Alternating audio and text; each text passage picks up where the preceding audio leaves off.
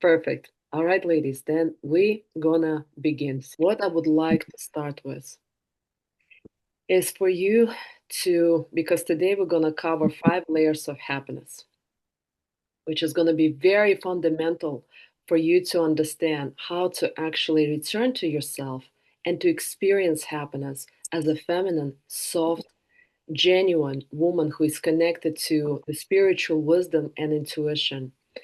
And before we begin, I would like for you to share what does the happiness, how does the happiness look like for you?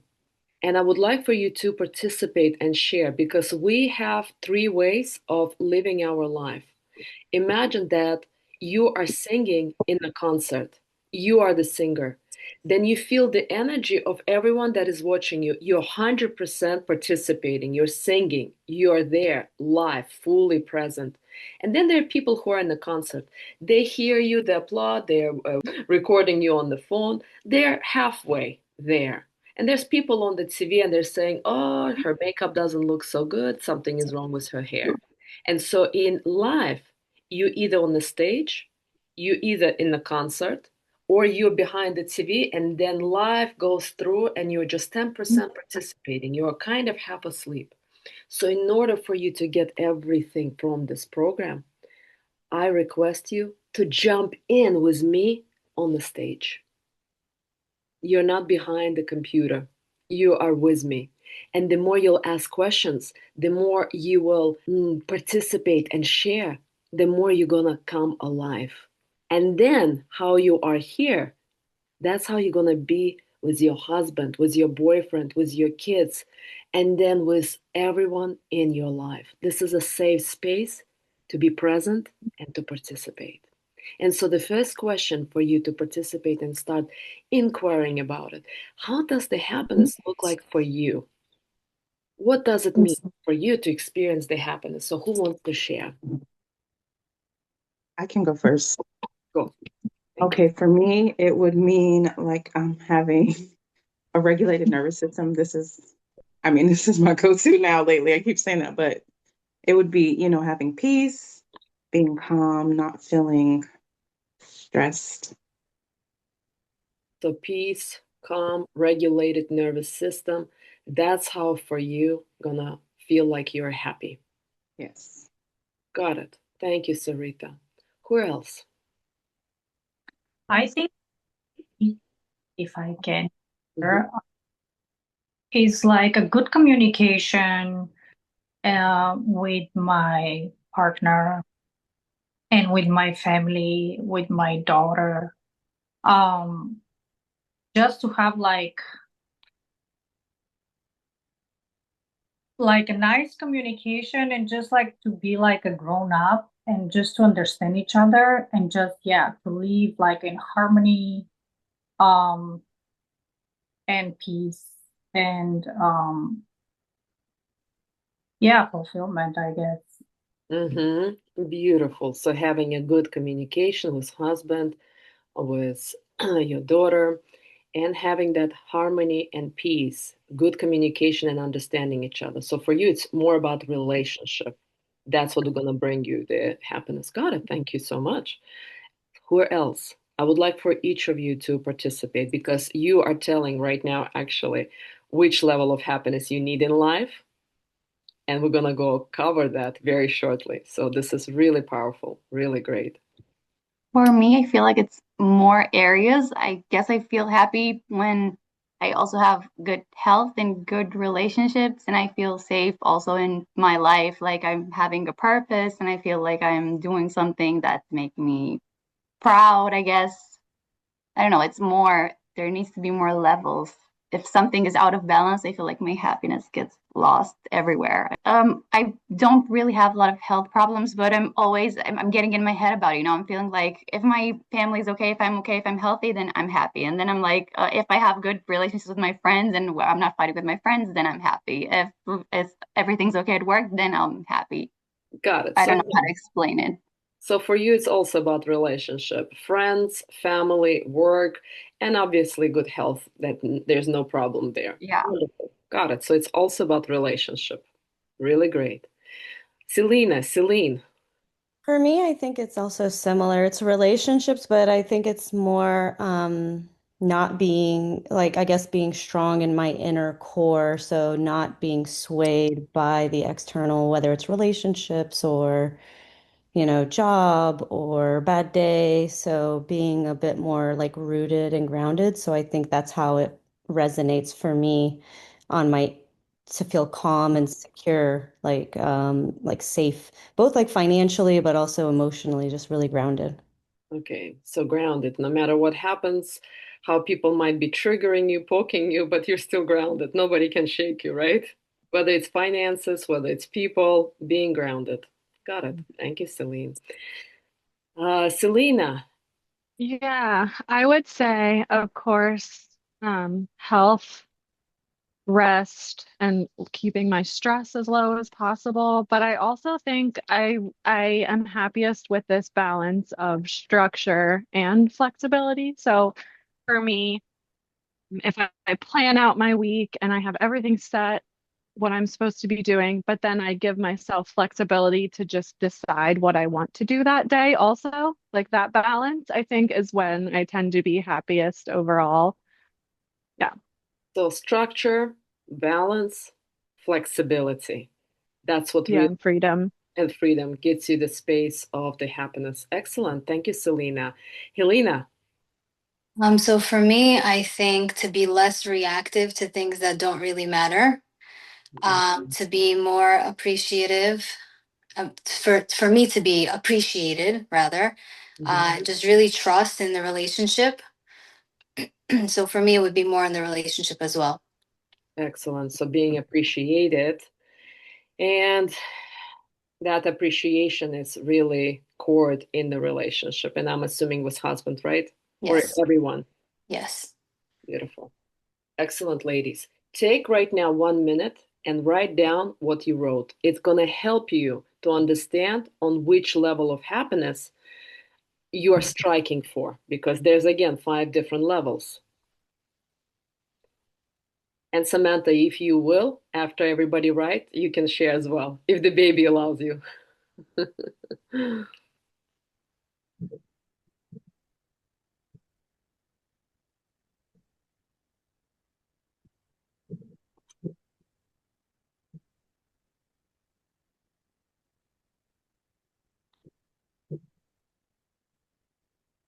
Beautiful. Mine are a little bit based around relationships as well. Like if my kids are doing well and my spouse is doing well. But also realistically, there's like material things. Like if all my necessities in life are provided, there's a certain level of happiness that I feel as Okay, got it. So when the needs are covered, and we're talking about basic needs like food, clothing, housing, right? And the relationships are working, then you experience the happiness. Excellent, ladies. Thank you. Write it down. So now, question to you, ladies, maybe one or two. Please share. How do you think happiness is connected to your softness and your femininity? Who wants to share? I feel like the happier you are, the softer you can be, I guess. Beautiful. Thank you for sharing, Diana. Anyone else? well. I don't know if this is an ex sorry. Go ahead. Go ahead. Um, I don't know if this is extreme or not, but I feel sometimes if I'm not happy, my femininity almost is like erased. Like I can very quickly be almost in a fight or flight if I'm not happy, if those needs aren't met, then I can be, yeah, I just don't think my femininity is there if I'm not feeling good. Beautiful. Excellent. Thank you. Anyone else? I feel like when I'm in my femininity, I affect the whole environment. And so when I'm not happy, I actually have a negative effect, like in a bad way. Excellent. So I think you're starting to get how happiness, and again, we're going to start discovering 5 layers of this happiness, how it's actually connected to femininity and softness. But for now, we're just breaking the ground. Now, and finally, I want to ask you one more question. Imagine for just 1 second that everything that you wrote down and shared, so you have the nervous system regulated, your relationships are working, you have the structure, you have the balance, you have the health, you have everything that you just shared, and you're not getting triggered by anyone or anything. How long does this happiness last? So you have all your basic needs, relationships are working, you have the balance. How long are you experiencing this happiness? Imagine everything that you just shared and wrote, you got it. I don't think long because you're still lacking that connection with the higher power, with Mm, yourself. mm. So then, what you are pointing out, Helena, you got your relationship, basic needs are covered, communication is working, but there's still something missing, isn't it? Mhm.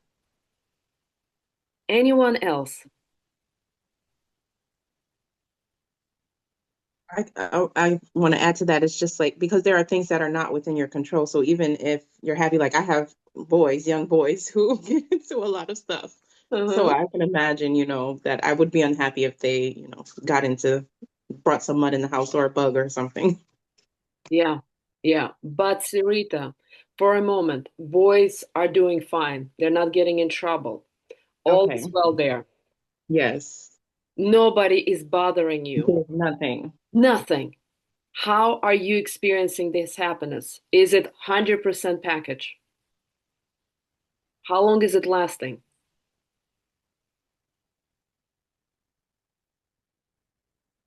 For me personally, not very long. And it's a problem finder. Samantha, we hear you not very well. Can you repeat that again? If it's possible. When it's possible, no worries. I was saying not for very long because my mind will kick in. Yes, not for very long. Mine will kick in. Anyone else? You got everything that you wanted.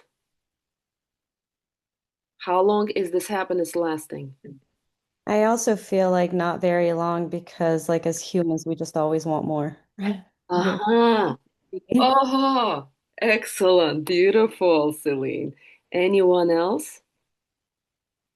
Let's begin because we, as a human beings, as you, Celine, pointed out, constantly looking for something more. And today we're going to start slowly discovering what is it exactly fulfills us and brings us happiness and how to get there. And so the first layer of happiness, I would like for you to start writing it down, is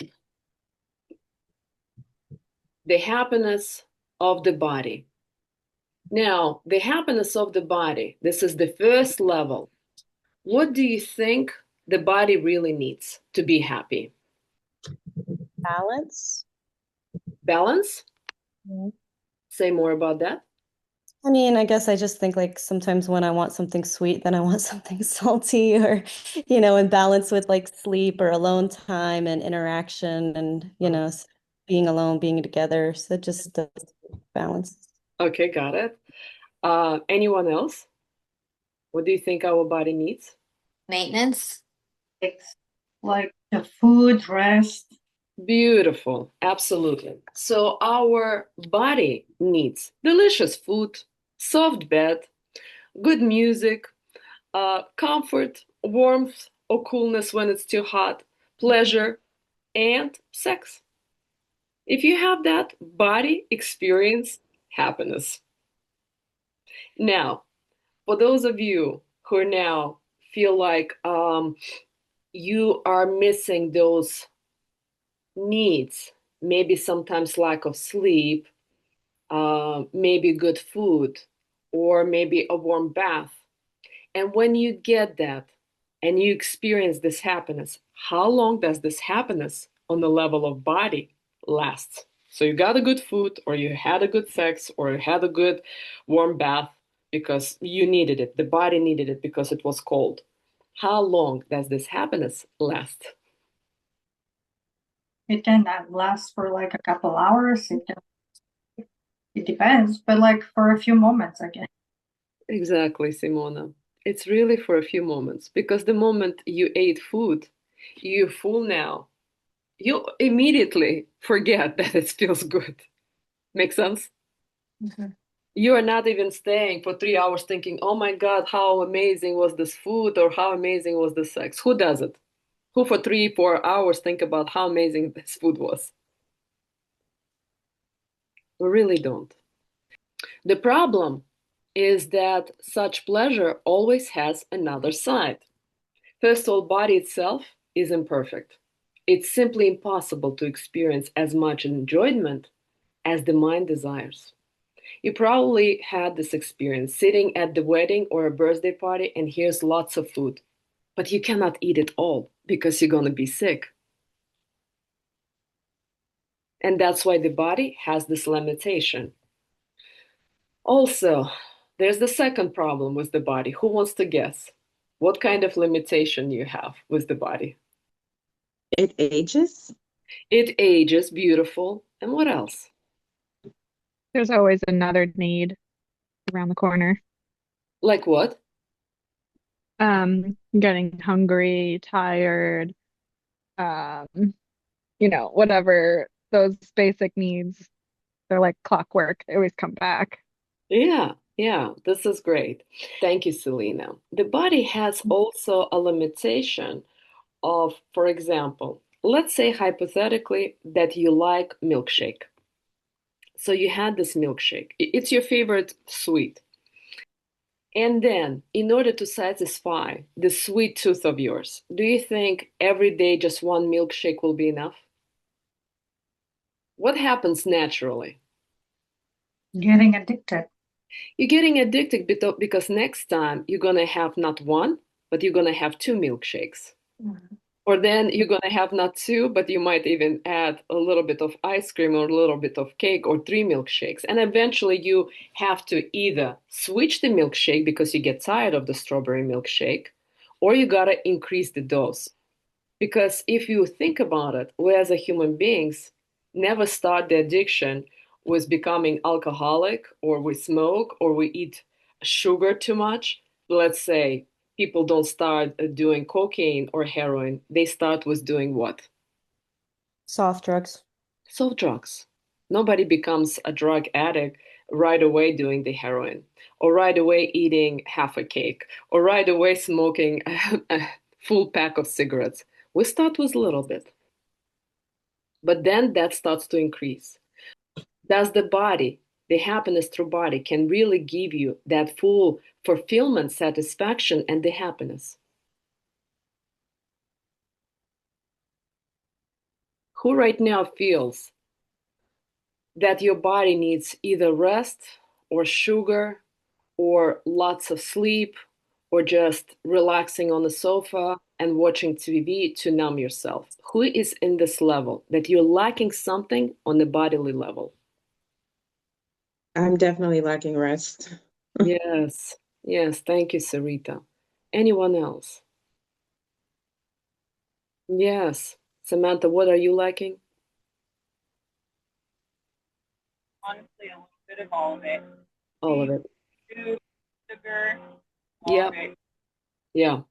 You're a mom. You just have a little one, 4 months old in your hands, so we totally get it. But I hear you. Thank you for acknowledging. And so again, on the level of the body, happiness, if you give it too much of what it wants, it's also gonna lead you to feeling sick. For example, eating too much sugar will make you addicted to sugar, or the body gonna start deteriorating because we're not designed to have a lot of sugar. If, for example, we are lacking rest and we're spending too much time sleeping or laying down on the sofa, that's also going to create the problems because we're not designed to just oversleeping or over resting on the sofa watching TV. And so, gotta give it, it's important, but we cannot do it over. If we're can't overdo it, because if we are overdoing it, we're also harming our body. Yes, Celine. Yeah, I guess is it not okay to kind of override the happiness at this level? Meaning, like with eating, I've come to be more functional than emotional eater. And same with like sleeping. I'm like, okay, if I've gotten my 7.5, 8 hours, no matter if I feel tired, like not listening to my body and just kind of being more practical. Because I've also heard that's not good because you're not listening to your body and you're suppressing it. Same thing can be for sex. Like you might want sex, but saying no, no sex or no bad food or, I got 8 hours, I'm good. What are your thoughts? You're jumping ahead of time, because we're going to be talking about ascesis and what we're getting out of ascesis. For example, your body is, let's say again, craving sugar, hypothetically. And seems like if it's craving, you gotta give sugar. But in the reality, if you're gonna skip 1 or 2 days of this milkshake or ice cream, how do you think body gonna feel when you're gonna give it 3 or 4 spoons of this milkshake or little cake 3 days later? Like craving it. Yeah. It's gonna go out of crazy, like out of balance kind of. No, it's gonna feel full satisfaction. For example, do you think it's natural for me to wake up at 5:30 and do the meditation? No. Absolutely not. First 2 minutes, my body almost screams, go to sleep. It's dark. Everybody's sleeping. It's still, after so many years, it still wants to rest. But the moment I get up and I do half a bath, meaning I take cold water, I wash my face, I wash my arms, I wash my legs, obviously go to the bathroom, brush my hair, I get dressed, I get into the Turkish position like this. And the moment I start meditating, because it's 5:35, 5:38, in the silence, I'm connecting to Creator, and I'm experiencing 10, 15 minutes later such a deep peace. Yeah, I would call it the most important. What kicks in immediately is such a deep peace. And then a little bit later, I'm starting to experience this full harmony. And then a little bit of later, sometimes I get to it, sometimes I don't. I experience this pleasure. Pleasure, my friends, that you can never experience through. I get that the highest thing as a human beings we get right now, Samantha holding a baby and feeling the bonding with her because it's a pure joy. The second one is probably sex and orgasm, or maybe really delicious food. But I would say none of those things get even slightly closer to what you experience when you are really connecting to Creator. I would say not even 10%. The pleasure above the pleasure that it's that the body can experience. It's incredible. And this is what's possible if we are doing something that our body doesn't want to do, that our mind resists. For example, as I shared, I had years ago really bad hand arthritis.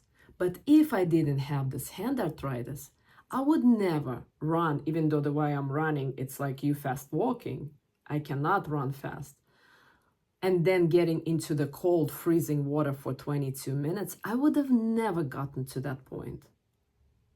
But doing this ascesa, I healed not just my hand arthritis, but also 90% of my lower back. And that's what's possible. Obviously, with regards to sex, it's a different story because sex belongs really to our husbands. And Celine, you don't have a husband yet. And so if you're going to have sex because your body wants it, you're really breaking integrity of having, for feeling committed and lasting relationship with this man. Because if you're giving him sex, why would he need to commit to you? So everything that you pointed out has somewhat a little bit deviated answer, but I think you're getting my point. Yeah, I think I think what I'm understanding from it is kind of the discipline of getting up at 5 a.m., Yes. holding from sex before marriage, Yeah. yeah. And the same thing with the body. Body wants to indulge in food. But and it's not about control, it's about having the knowledge. And here's we have to differentiate the difference between information and knowledge. What do you think the difference is? Because we have a lot of information. The moment you open TikTok and Instagram and YouTube and the books, there's a lot of information. We pretty much can get information for anything. People even think they can do the being a doctors without education because YouTube is there and they can heal anything. But that's information. But then what is the difference between knowledge and information? This is really important for you ladies to understand. Maybe the knowledge gives you the deeper understanding of the main goals. The biggest difference, thank you, Simona, is that the knowledge was here thousands of years ago, is here now, and will stand, gonna be there thousands years from now on. What I'm sharing with you, it's not my knowledge. It's not information. It's knowledge that's been here for 5,000 years. That is the knowledge. It's been tested, not hundreds, not thousands, millions of times for thousands of years. That's what makes it sacred. In the Vedic knowledge, they knew the measurement of Earth 5,000 years ago to the exact number. They still don't understand how is this possible. And some of the things that they share about the surgery, modern medicine still doesn't know how to do that.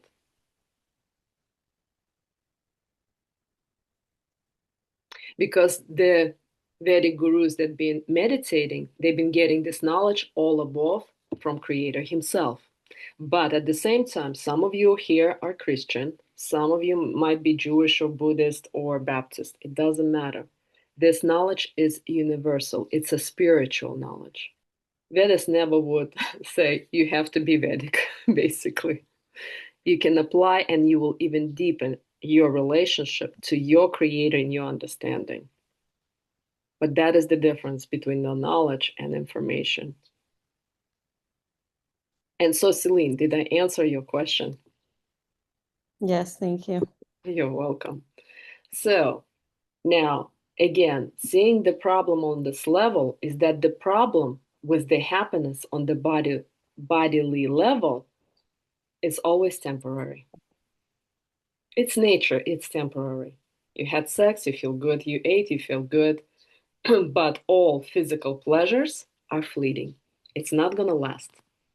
As Sarita, you mentioned, illnesses and aging prevent us from enjoying life as much as we'd like.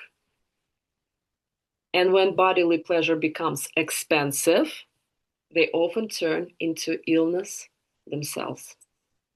Again, if we have too much sex, if we have too much food, if we have too much alcohol or too much rest, we become ill.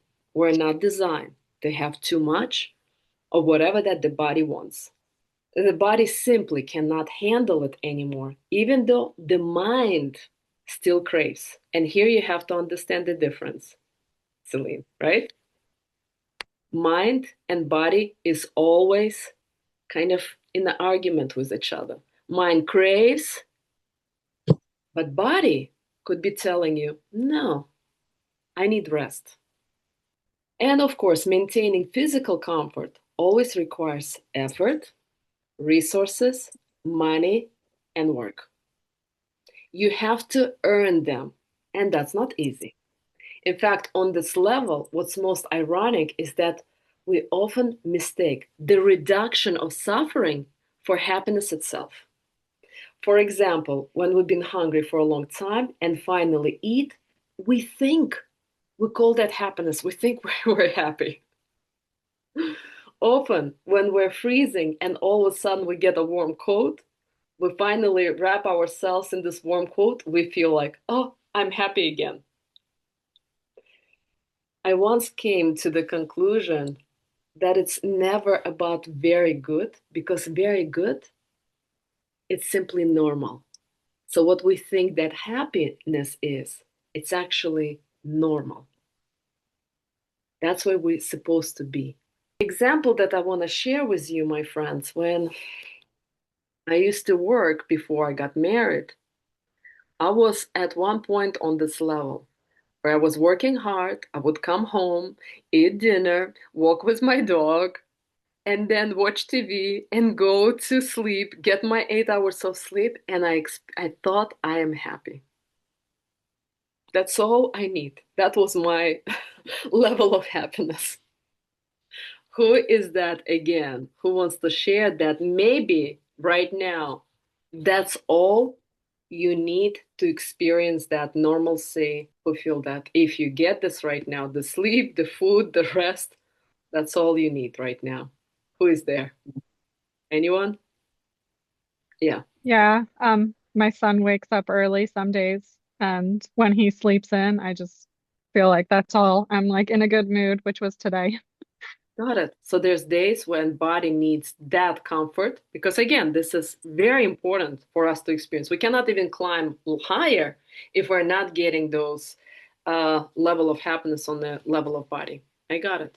Thank you for sharing, Selena. What I want to conclude with here on the level of body, the temporary nature of our physical joy and happiness.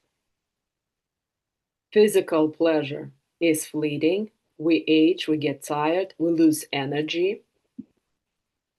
Even pleasure turns to pain when we overindulge. Too much food, for example, equals sickness. Too much comfort equals weakness, both mentally and physically. And maintaining comfort requires constant effort, money, work, control. And we're often mistaking relief from discomfort for happiness itself. But that's not happiness, it's just absence of suffering. The path to the bodily happiness, number one. First, it's a destructive path, egocentric, chasing sensation endlessly. And second, you want to write it down, it's constructive path. So first, it's a destructive path. When you are chasing sensations endlessly, and you exploit your body for pleasures until it collapses. Or second one, it's a constructive path based on care and moderation. You listen to what body truly needs. If it's rest, you give it rest. If it's rhythm, it is rhythm. Maybe you need to get up and dance and listen to the music. Or maybe it is hungry, and then you give it the nourishment, but not overindulging it. Also, under the constructive path, when you fast, food tastes like divine again. When you exercise, you feel the energy. When you rest, well, joy returns. And it's not repression, it's respect to our body. Any questions on the bodily happiness? Because this is the first layer of basic happiness. And if we don't have that, you cannot actually climb to the second or third. So it's important. Obviously, if you don't eat, if you don't sleep, if you don't rest, you cannot even climb higher. Well, my only like question or kind of question is like maybe being in my head about it. Meaning when you're saying the constructive is to listen to the body, I think for me there might be like a thin line between listening to the body and then the slippery slope, like the overindulging or a sweet becoming then a salty snack, then becoming a sweet snack and go, and just continuing when you don't even need a snack anymore. Yeah, Celine, you're pointing out to something that is more deeper because sometimes we turn to, not sometimes, most of the time, when we turn to too much salt or too much sugar, or to some it could be smoking or alcohol, it's because there's some kind of other lack going on. And in order to even understand what is that lack, because we're really turning to too much sweet or too much salty or either chips or sugar or ice cream, is because something is there we're really ignoring. And when I mean something is like, we have this going on, something intuition in our soul, but we're ignoring that. And that's why we're turning to it. And so when we get to the level 3, and once you're going to be on a journey getting on the level 3, you're going to start clearly hearing what is that you're really ignoring. And the food and the sweets is compensating for that. Make sense? I'm not like that. I was giving that as I feel like I try to control the urges with discipline, listening to the body, because I think that, can, again, maybe it comes to trust. Can I trust the signals my body's signaling, or is it, am I going to go on a Right. spiral? Right. And Celine, here, if you're really sharing, it's about constantly disciplining, it's about control and lacking, again, this trust. Again, it comes back to the level 3. That's when it starts to become awaken. So you're just jumping one step ahead of time. But I hear you. I got it. Thank you for asking. Got it. Thank you for asking. So this is level 1. Second layer of happiness. It's called happiness from relationship with others. So most of you shared that this is where you are lacking the happiness. So with each layer, the happiness obviously raises a little bit higher. If the body happiness comes from senses, then emotional happiness comes from relationships, from how your outer world meets our inner images of happiness. For example, you fall in love, you're happy. You buy a new car, you feel happy. You get a praise, you feel happy. You get a higher income, you feel happy. Do you remember I shared on the last meeting about my friend from Israel? In 2 years, her insurance on the condo will decrease. She already experiences hope and a little happiness because it will happen in 2 years. In a year or two, she shared that she's gonna get a raise at work, so she's already experiencing that happiness. Make sense? Or for example, you travel to Maldives, you experience happiness. You travel to Hawaii, you experiencing the happiness. But what unites all of these? They're all external pleasures. Absolutely. Really great. Happiness arises when reality matches the images we hold in our mind. You had that image that if you're going to be on a vacation, you're going to be happy, and now you're on a vacation. That means you're happy. So the happiness arises when the reality matches the image we hold of happiness in our mind.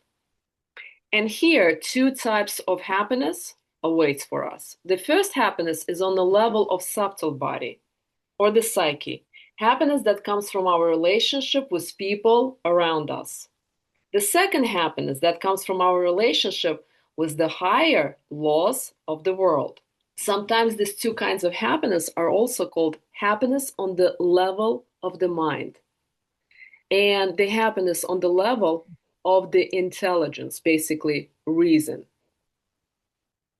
For example, the mind says, I want or I don't want. The intelligence says, this is right, this is how it should be. If relationship with husband is good, if the communication flows, well, I am happy. If relationship with daughter or sons flows well, I am happy. And here, if you bought a new car, you experience the happiness. Your favorite team let's say football or soccer or gymnastics or dance team won, you are also experiencing the happiness. You published your book, you got a promotion, or someone compliments you. You experiencing happiness, happiness, and happiness. Again, how we can all summarize it, that the general formula for this level of happiness comes from the relationship with other people. Because even imagine that you bought this new car or you're on a vacation in Hawaii, but you have no one to share it with. You cannot even show your new car, or you cannot even share that you went on a Hawaii and saw whales, or went on the mountains and ate really tropical, delicious fruits. How would you feel? That. Samantha, say that again. You would be feeling that first level of happiness if you didn't have anyone, and then that was second. Got it. Thank you. Anyone else? You would be sad because you have no one to share it with. Yes. Yeah. We as a human beings are not designed to be alone. If you're alone and have all of the money in the world, new cars, new home, and all of the brand names, purses, and shoes, but you have no one to share it with, would you actually experience the happiness?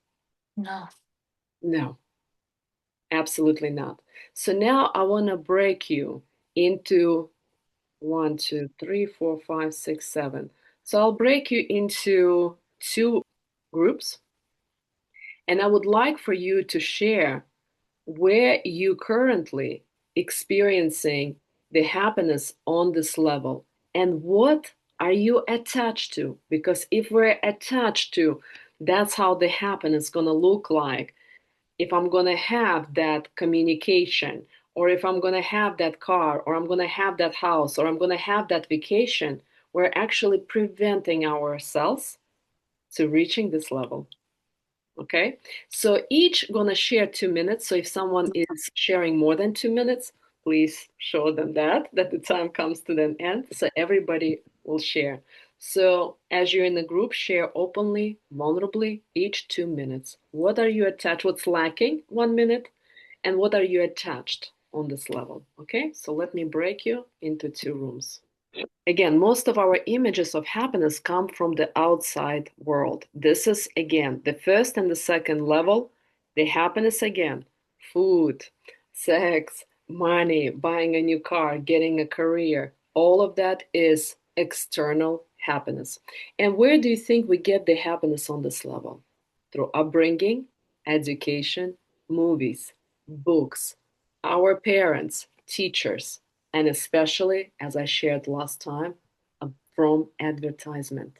And so advertisers spend millions of dollars to make you feel that you want this item in order to experience the happiness. Who feels that unless you have this particular car or this particular purse or this particular home in this area, you won't experience happiness? Who has this attachment to that certain thing, certain income, certain career, or certain material thing, or certain income? Otherwise, you won't experience the happiness. Who feels that you're at this level? Yes, Celine, share. Yeah, I feel like once you've had a taste of like certain things, and I don't mean like food, I'm just saying like quality of life. Um, Like, can you do without? Yes, for sure. But then you start thinking of like, do I want to do without? So then for me, I pick and choose like, okay, I can give here and like decrease my standard, so to say. But then I really appreciate, like, I don't need a five-star hotel, but I like a first class plane, right? Like, so it's kind of picking and choosing where you want to indulge, I guess. And to me, that provides like a comfort of not necessarily like external validation, but just what makes me feel good inside or comfortable, I guess. So that's something I don't want to say struggle with, but I try to be mindful about. So especially as you know, like I'm not working, so with limited resources, it's considering where can I shave off and what do I really need versus what are kind of nice to haves. Got it, Celine. Thank you for being vulnerable and share that. Now, question to you. And as you're sharing, you're going to make a difference for everyone because each one of us have certain attachments in life where we still have attachment to this material world, right? And so, how is this attachment is limiting you, and where is it limiting you? I think it's just limiting me in physically try like again, money is a finite resource for me. So, if I like too many nice things, I'm not gonna have money for the basics like food or, growth, like this kind of stuff. Hmm? So I think that's where it's limiting, like versus again, me thinking if it's nice to have, or do I really like, is it really necessary that I have a first class ticket to Turkey, or is that something that I'm just indulging in, like that? Beautiful. Thank you for sharing. So already starting to inquire, do I really have to be attached to the first class plane flight, or is it indulgement? Really beautiful. Anyone else? That did remind me when we were in the group, I did share that my area of flag is I don't enjoy my job. Obviously, it pays my bills, but I would want to do something more creative with my time, but I'm still kind of attached to having a paycheck. Beautiful. So there's still attachment to the paycheck, even though your soul is like, oh, I don't like it. I want to be creative. But as long as there's this attachment to the paycheck, you're in prison of that. Mhm. Yeah, attachment. Yeah. Thank you so much, Sarita, for sharing. Anyone else? Let me read it. Even a moment I am unhappy waiting for something is stealing waiting for something is stealing happiest of now. You want to share that or the baby sleeping?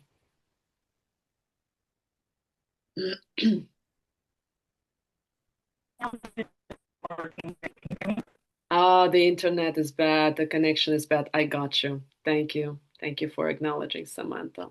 I got it. I just want to share quickly, ladies, as I used to work running a private practice. I remember being so attached to the high income, high end clients who, even if I was tired sometimes and I had a session, well, I had a session, how can I cancel last minute even though I didn't feel well?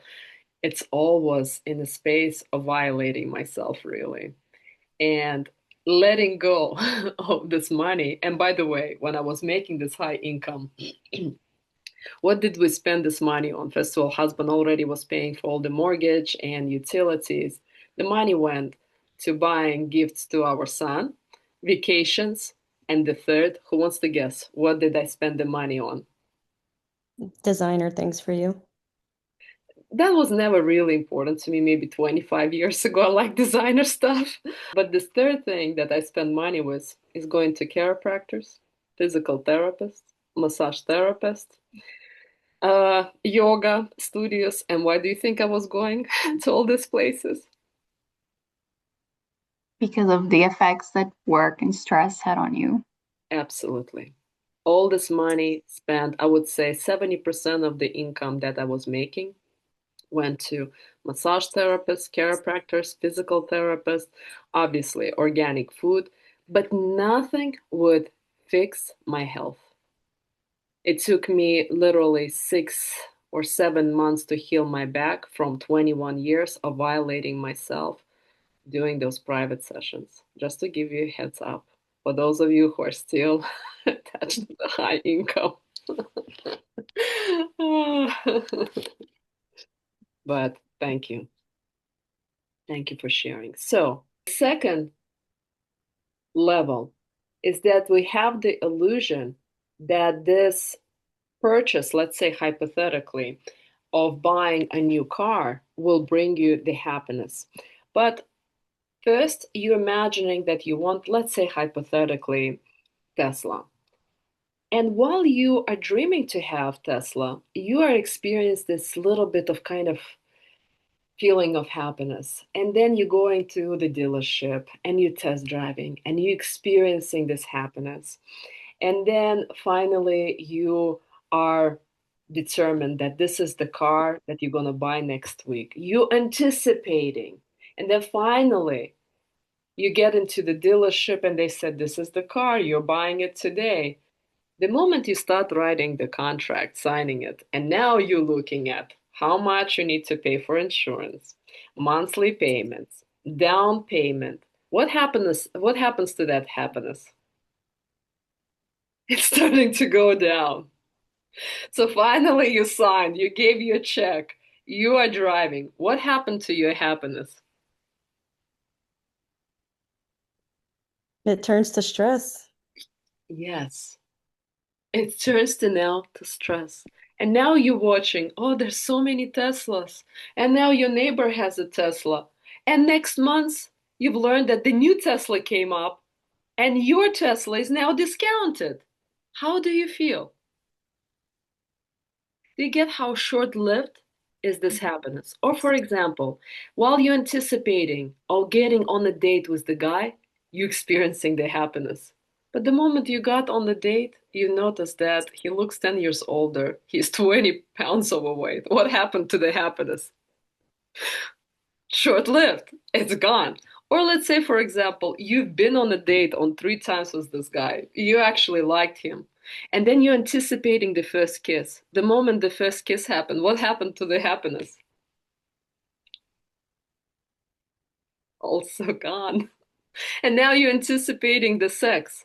The moment the sex happened, what happened? Do you experience the happiness an hour later? No.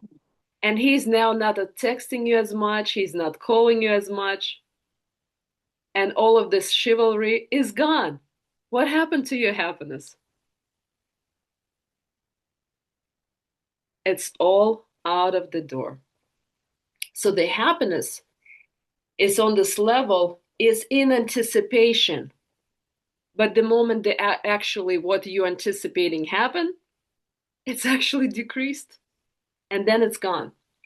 Now what happens on this first and second level is that whatever that you want, the moment that you're getting it, you experience a short-lived happiness. If you're indulging on the first level, the happiness is gone because you overdid it. You actually, the feeling of guilt kicks in. If you overdid it with sugar, or if you overslept instead of 8 hours or 10 hours, the guilt kicks in and the body gets tired. The same thing here. You're anticipating getting a new car. You're anticipating getting a good job. You're anticipating to get a good communication with this person or having a great relationship. But the people that you're anticipating or the things that you're anticipating the happiness with, they're the ones who bring what?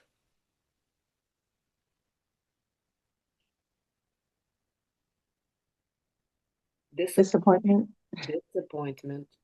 The car that you wanted, you're now paying monthly payment and insurance, is bringing you disappointment because now you have to work and attach to work in order to make payments.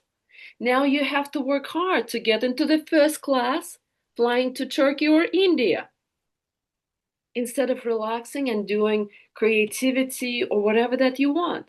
The guy that you wanted is the one who brings you the disappointment. So whatever that you are attached to on this level, that's what's going to bring you the disappointment. Who wants to share? What are you getting? I'm kind of also tying it in with like the expectations and attachments conversation, right? So when you have expectations, that's when you get disappointed. Yes. Really beautiful. Because again, whatever you are attached to into this level, whatever that you're saying, Celine, right? Because if we have expectation from that car, from that guy, from that job, from that money, that is exactly what's going to bring you the disappointment because they're impossible for the income, for the boyfriend, for the husband to fulfill you on this deeper level of happiness that we all want. I was just going to say it's like this level is kind of the level of ego where it's just very surface. Yes. Yes, because on this level, ladies, you gotta get that our perception of happiness is distorted. And why do you think is distorted in the first place? Oh, we have Liana from Australia, and there it's probably 2 or 3 o'clock in the morning. Ah, so good to have you. That's right. Yeah, so just I'm good. join I'm our good. conversation. What is the main source of the distortion of the happiness on this level? Is it a perception? Like our Yes, yes, but who changed our perception? Who distorted our perception of happiness? Is it everything we said, like the upbringing and the marketing and all that? Absolutely.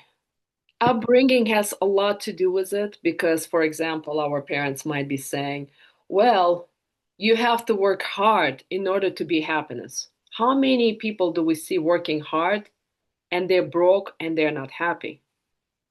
They mean well, but a lot of things that they're teaching is not necessarily the truth. But the main reason right now in the 20th and 21st century where our happiness is distorted is from the marketing. And marketing, we are seeing it in the books, in the music, in the movies, on the reels, on the shorts, on the TikTok, on education, is that we gotta have certain material things. And for example, if you see an advertisement of, let's say, hypothetically, beer, you see young people jumping on the beach, drinking, partying. A young person who is 21 years old looking at that will make a connection. If I'm going to have Bud Light, I'm going to be happy like them. By the way, in a lot of Eastern European countries, it's now prohibited to use people in advertisement of smoking or alcohol because young people who doesn't have life experience will look at it as like, oh, for me to be happy and have a party, all I need to have a beer. Or we have constantly advertisement of the cars. If you're going to have this car, you're going to feel luxury, happy, and love, as I shared on the previous meeting, which is distorting our view of what happiness actually is. And that comes with all of the material things, whether it comes home or the car or even a dryer and dishwasher. All of the material things we're seeing on the advertisement, and it's programming us that I gotta have this. And then as a human beings, all we have is constantly then chasing this next thing. I need to get to this prestige college. I need to get to this rich guy, or looking that he has to be 5'11" or 6'2", have to have this income, this car, in order for me to experience the happiness. The seed been planted. And we believe that if we're going to have those material things, we will experience happiness. Now, raise your hand if you have those material things and you still don't experience this fulfillment and happiness. Share a little bit more. So I was sharing in the group that I do have everything: house, car, work, children, husband. But for me, I feel like I'm constantly attached to the idea of having like the perfect relationship with my spouse, and that's going to make me happy. So I feel like I need to find my inner happiness, and that's what I'm struggling with. And then another thing that I'm struggling with, I mentioned in the group, was that we have to connect to a higher power. So for me, I'm Jewish. So does that mean I'm spiritual but not religious? Because if I'm connecting, then I have to cover my hair and dress modestly and like do things religiously. Does that make me happy? Like I feel like I'm not ready for that step. Beautiful. Really, really great, Helena. So you're already sharing that you already have all of these material things. But what's lacking is this inner happiness and deep and meaningful relationship to husband. And the next step, what does it look like? Because you're in the inquiry about it. I don't know how it's going to look like, but you will discover. You'll definitely discover. Thank you. Anyone else? because we have to start really getting present that everything we know about happiness is really distorted. I'll be honest with you, ladies. I had, like Helena, and I still do have big home, nice, expensive cars, all of the luxury items from my, I don't know, 20 years ago somewhere in a closet or attic. I really need to get rid of them. But honestly, I feel more comfortable sleeping in our guest room or in our office where there's no luxury items like very expensive chandelier or really expensive bed, because the more you start peeling off these layers of inauthentic happiness that being sold to us, the more you get closer and closer to the level of the soul. And the soul wants to just enjoy the sun, enjoy this happiness with family members and close friends, and really connect to Creator. Simple things like river, sun, earth, gardening, cooking, praying, meditating, and everything else that's really not important. It's like the more you're stripping off and detaching from these attachments of the material things, the more you get lighter. Lighter and happier, lighter and happier. None of it is really important. It's all been sold to us. And do you think marketing agencies and all of these billion-dollar companies, do you think they're interested for you to experience happiness once you're gonna get that car or that home in that area or that dishwasher or that purse or that shoes or whatever else that material thing? Do you think they're interested for you to experience the happiness? Well, no, because you have to keep buying, right? Absolutely. It's just like the pharma industry. Like, they're not concerned for your health. It's just more about the next sale. Yes. And you know how many people have been asking me why my channel on YouTube is not growing? I mean, first year when I started to share the videos, and some of the videos that I shared about like 5 psychic layers when I was sharing it during 2020, my videos were banned. My YouTube channels were banned for 8 months. Because the moment person starts to share alternative way to happiness or health, someone, and I don't know who, whether it's farmer or who is it, they're not interested. And my small channel got banned. So all I'm trying to say is that to those billion-dollar companies, you're a consumer, you're a paycheck, you're the access to their power and wealth, and they're not interested for you to experience the happiness. And that's why we're also stuck constantly watching the magazines, constantly watching the movies and commercials, because we are in front of the black box. And this black box is trying to sell us the images of what's going to make us feel happy. My husband still is friends with our friends that he knows for 20 years.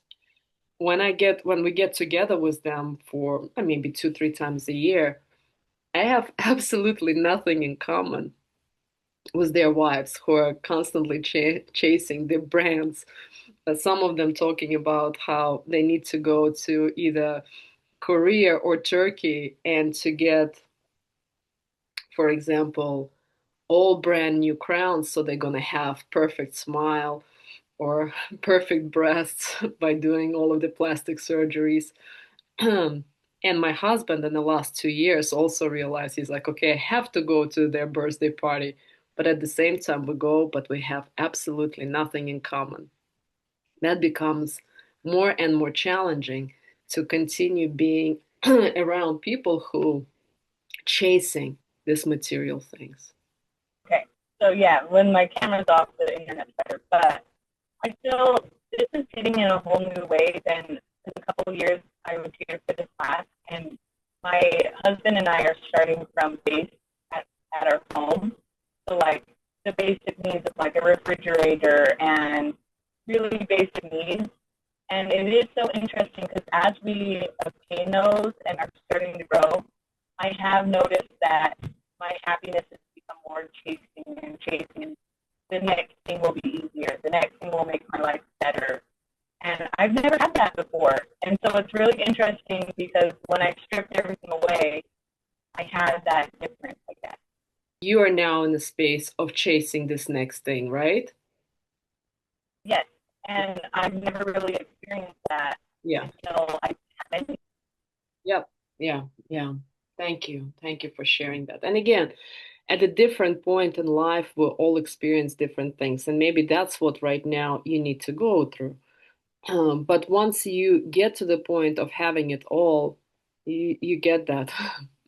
That's it's not the source of happiness at all. And to most of us, who have those things, it's like, okay, empty. Yeah, you have all of this, but it doesn't bring you really true fulfillment and happiness. Celine? I, the baby just made me so happy. So thank you, Samantha, for sharing your baby. I also wanted to share that I think sometimes our parents have the best intentions, but that materialistic part can also add to it. And just personally, to share that, like, my dad always tried to give us everything we not even needed, but he thought we needed, like having a TV in our room at a young age when my mom was opposed to it, as one example. And I remember, like, my happiness was never from that TV. I don't even know that I even watched it until middle school. But my happiness was actually like going back to Turkey in the summers where there's no AC and we're like sleeping in a mosquito netted bed. And, what a lot of people may in the US think like uncomfortable conditions. But, in that kind of raw nature, that like as a little kid, that was my happiness, and I think sometimes parents could like want to make sure we're taken care of or like have the things they didn't have. But I think, it can sometimes also be a breeding ground potentially for like materialistic or wanting things that you don't necessarily need. Yeah. Yeah, Celine, thank you.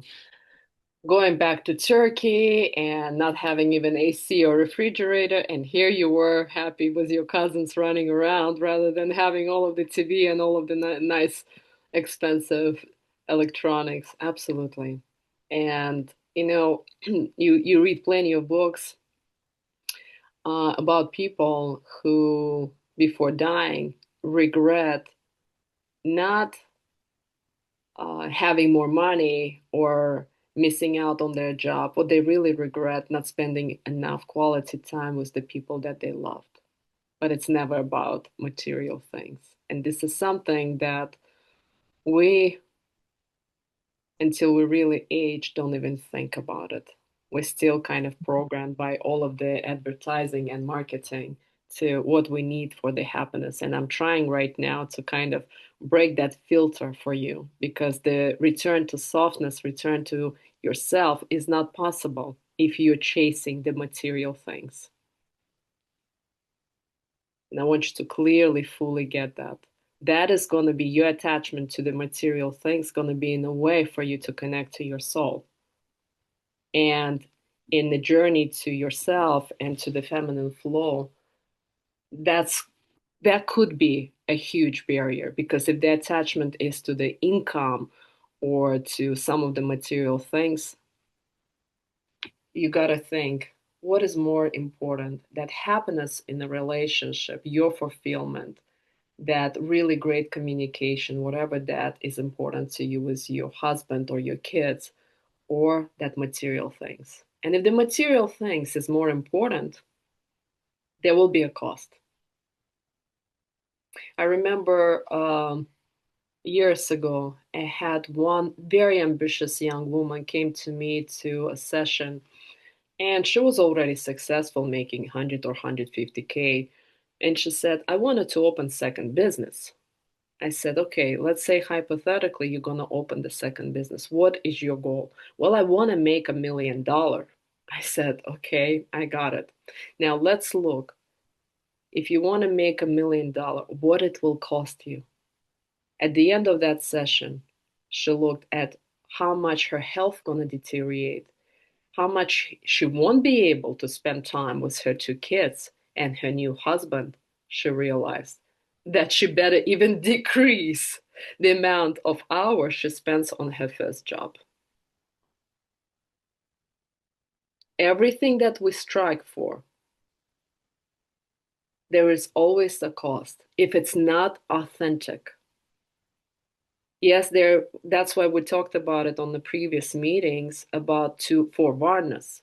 If your varna is kshatri or vaishya, which is business person or warrior, you will be tuned to luxury items. And if you're a man and you're working hard to get them, that's one thing. But as a woman, if you're striking for those luxury items, there will be a huge cost. And first, what happens? We deteriorate either in our relationship with people that we love or our health deteriorates. And over time, it's usually both as well. So, for those of you who are attached things to the paycheck or money or something else that is material, you just have to be vulnerable and authentic and look inward to see where is the cost. What is deteriorating, your relationships or your health, or already both? In my case, while I was working hard, it definitely was 100% health and secondary my relationships. I was single.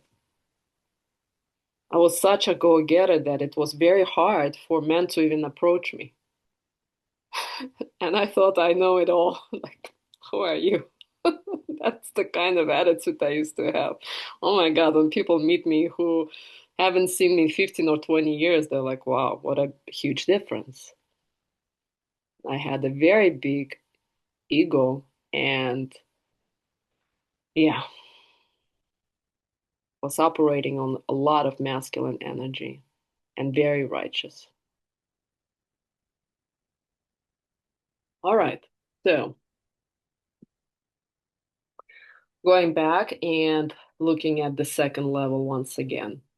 Some of us are accustomed to a certain level of comfort, to a particular image of ourselves. So when circumstances change and that image is no longer possible, it turns into suffering.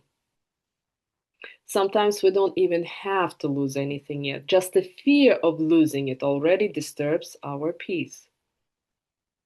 For example, if the currency will collapse in where you live, or the prices rise, or that you cannot stay in this big home that you cannot afford, or lose a certain luxury item like a car, you start to feel discomfort. Those thoughts alone prevent you from living calmly and present because there's again attachment to those niceties. Another problem with the second level, it's constant effort to maintain those images. A prestigious car requires expensive maintenance. If you see ourselves as wealthy and important, that image demands designer clothes, fine restaurants, constant expensive makeup, hair, um, and etc. You get the idea. And so let's summarize this kind of happiness. The cause of this happiness is when reality matches the social implanted image of this happiness. And for inner harmony, what's needed are the right images. And these images from the marketing are definitely not the right images, ladies. And so, even to find those right images, we must stop orienting ourselves towards the opinions of majority, towards the television, the internet, advertising that constantly tell us, and instead turn to values that are stable and, most importantly, eternal. And that brings us to the question,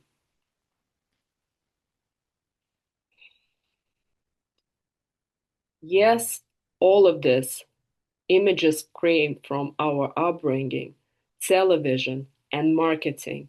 But how can we change those images? What will it take? The alternative, the more spiritual ways. I heard, Samantha, something spiritual. Absolutely. Absolutely. Maybe doing some kind of almost a fast, but for marketing images, like not looking at your phone for a certain amount of time, kind of cutting off from that world a bit and looking inward. Beautiful. Thank you. Cutting off, fasting. Great, Selena. Thank you. Anyone else?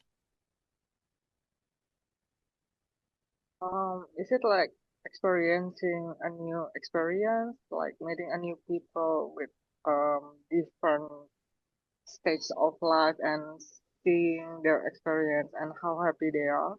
Mm, Um, I don't mean like it's comparing, but I mean like yeah, it's like comparing because I'm starting to see that I have I become more open-minded when I see someone that really happy and I can feel like oh they have totally different thing. I mean, not not material thing, but it's more like the person that I look is really comfortable with their stuff. mm. So beautiful.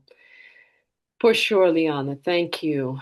Different environment, different people, different experiences. Absolutely. And looking what makes them happy.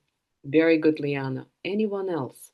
So, what Liana been pointing out is we are what we are seeing, what we are watching, and what we're hearing, my friends.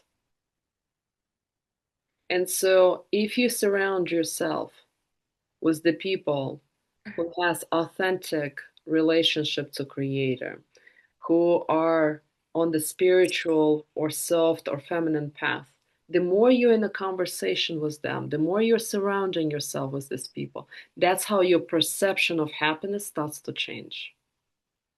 If I don't talk to my spiritual guru on a weekly basis, or if I don't meet my friends on the spiritual meetings on a weekly basis, if I don't share my knowledge with you, it will be very easy that again TV gonna suck me in into that world of chasing and consider that the second world we're constantly like we're donkeys and we have the carrot in front of us, we constantly have to continue chasing something, and the moment you got the car, you enjoy it for a second, a minute or hour, you're like, okay, what's next? And then you're chasing something else, and then something else, and then it will never stop because no one is interested for you to really experience eternal happiness. So without the right environment and people, you won't be able to get to this right mindset, even because, again, the whole world, we are living in a material world, and material world is pushing us towards completely different direction. And it's not direction of fulfillment, happiness, softness, especially if we want to create harmonious and loving and healthy relationship with ourselves and our loved ones. It has a completely different agenda.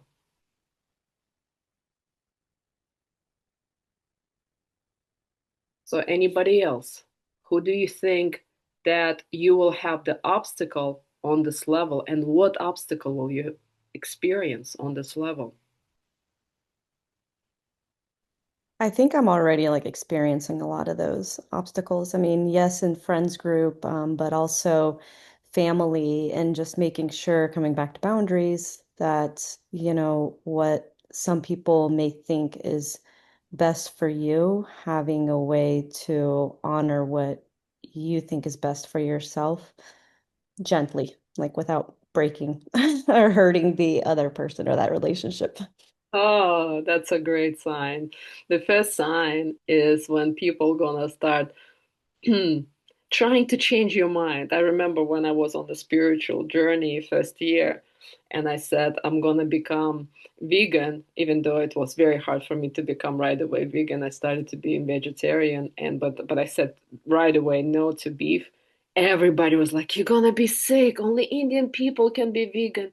You're gonna suffer. You're gonna die. You're gonna go to the hospital." Everyone was trying to stop me. And then people were trying to say, "What? Are you gonna meditate? No, you can only go to India and to Himalayas. Only there you'll be able to meditate in the cave." And whole world, my whole surrounding were trying to stop me. And so this is the first stage as you are navigating, and everything gonna come your way to stop you and question that you are on the journey. So this is great. Anyone else? What I will think people think I'm lost. uh, Like I think that's the hardest part is like trying to stay strong through it and not letting their fears, come and impact me. I think because they think I'm just going through a phase or something. yeah, and please keep in mind that when you're doing something outside of the box, that threatens people. That you will be different, and that means they have to change. And people don't want to change. People are very scared of changes. On one of the meetings I remember shared with you ladies, people are afraid of changes more than death. Think about it. They have a certain lifestyle, and through change, that means you gotta come outside of the comfort zone. People don't want to go outside of the comfort zone. These two layers keep you in the comfort zone, and you will be bouncing against something that is not comfortable to you and definitely people around you. So, what obstacles do you think you will have, and how do you think you will overcome them? Thank you for sharing, Celine. Well, an obstacle that I have is obviously with work. I do have small children, and I would love for I am a single mother, divorced in February, and I would love for my relationship with my children to improve. And I do feel like I would have to work less to focus more on that. But it's really, I say I have a responsibility financially. I mean, they have to eat above everything else. So it's hard for me to let go of that. I don't consider myself materialistic, but I think it would have to be a level of trust that I don't have right now. Yeah, yeah. We'll cover also in our next meeting the difference between feelings and logic, and the third um, way of looking at life. But right now, logic wins over, saying, well, I need to pay for them. And the logic, like in my friend who is in Israel, well, I gotta suffer with this guy. He has 3 kids, I have 3 kids. But in 2 years, my insurance on the condo will decrease and my income at work will increase, but I have to suck it up basically and push over. And right now, this is what the rationale of the logic will say. But please keep in mind, once you start on the spiritual journey, creator is not logical. And most of the time, people will say, well, if you don't see creator, he doesn't exist, right? Mhm. Because logic won't be able to explain the way creator, who he is and how he works. And so that building relationship, you will overcome even that, Sarita, because logically right now it doesn't make sense. How can I even decrease the hours because I have 4 kids and I have responsibility? And I don't know how it's going to look like, but it will definitely be transformational for you. And only you will know how it will look like. And you will not even know how. It will just start happening. That's where we gotta surrender because we don't know. Logic is very limited. Logic is very good in winning a job, in tasks, in projects. But when it comes to relationships, relationship to our family members, to our kids, to creator, it's bankrupt because logic is it's solution oriented. And you are trying to provide a solution right now. But as you're going to start rising in your vibration, getting closer and closer to creator, you will start realizing that no, this is a very limited belief that I have to work, gotta survive, and go to work 9 to 5 in order to provide for my kids. It's a small box, and you'll realize it's going to get bigger, bigger, and bigger until you're going to get out of it. It's like, oh, I cannot live like that anymore. And how will that look like? We will see. It will evolve. But thank you for sharing. Anyone else? I think that I kind of had this romanticized, when you're chasing that thing, I think I was chasing motherhood in that way, where I very, very much romanticized motherhood. I thought I would be wearing a dress, baking bread, and like everything's going to be perfect. And I think the first year was really, really challenging. And I'm in a better place with it now, but I just think I placed motherhood on that as if that was my like meaning in life and everything was going to be just about that. And I think that's where there's space for something else. I just don't know what it is. Yeah, yeah, yeah. And each one of us have that some kind of dream that we are chasing. For me, before that, it was chasing the career and becoming successful, then chasing the money and having high income, and then getting married, and then having a baby. I had it all, but there still was emptiness. And that's what I'm referring to. That emptiness will never be fulfilled neither by husband, neither by children, neither by income, neither by material things.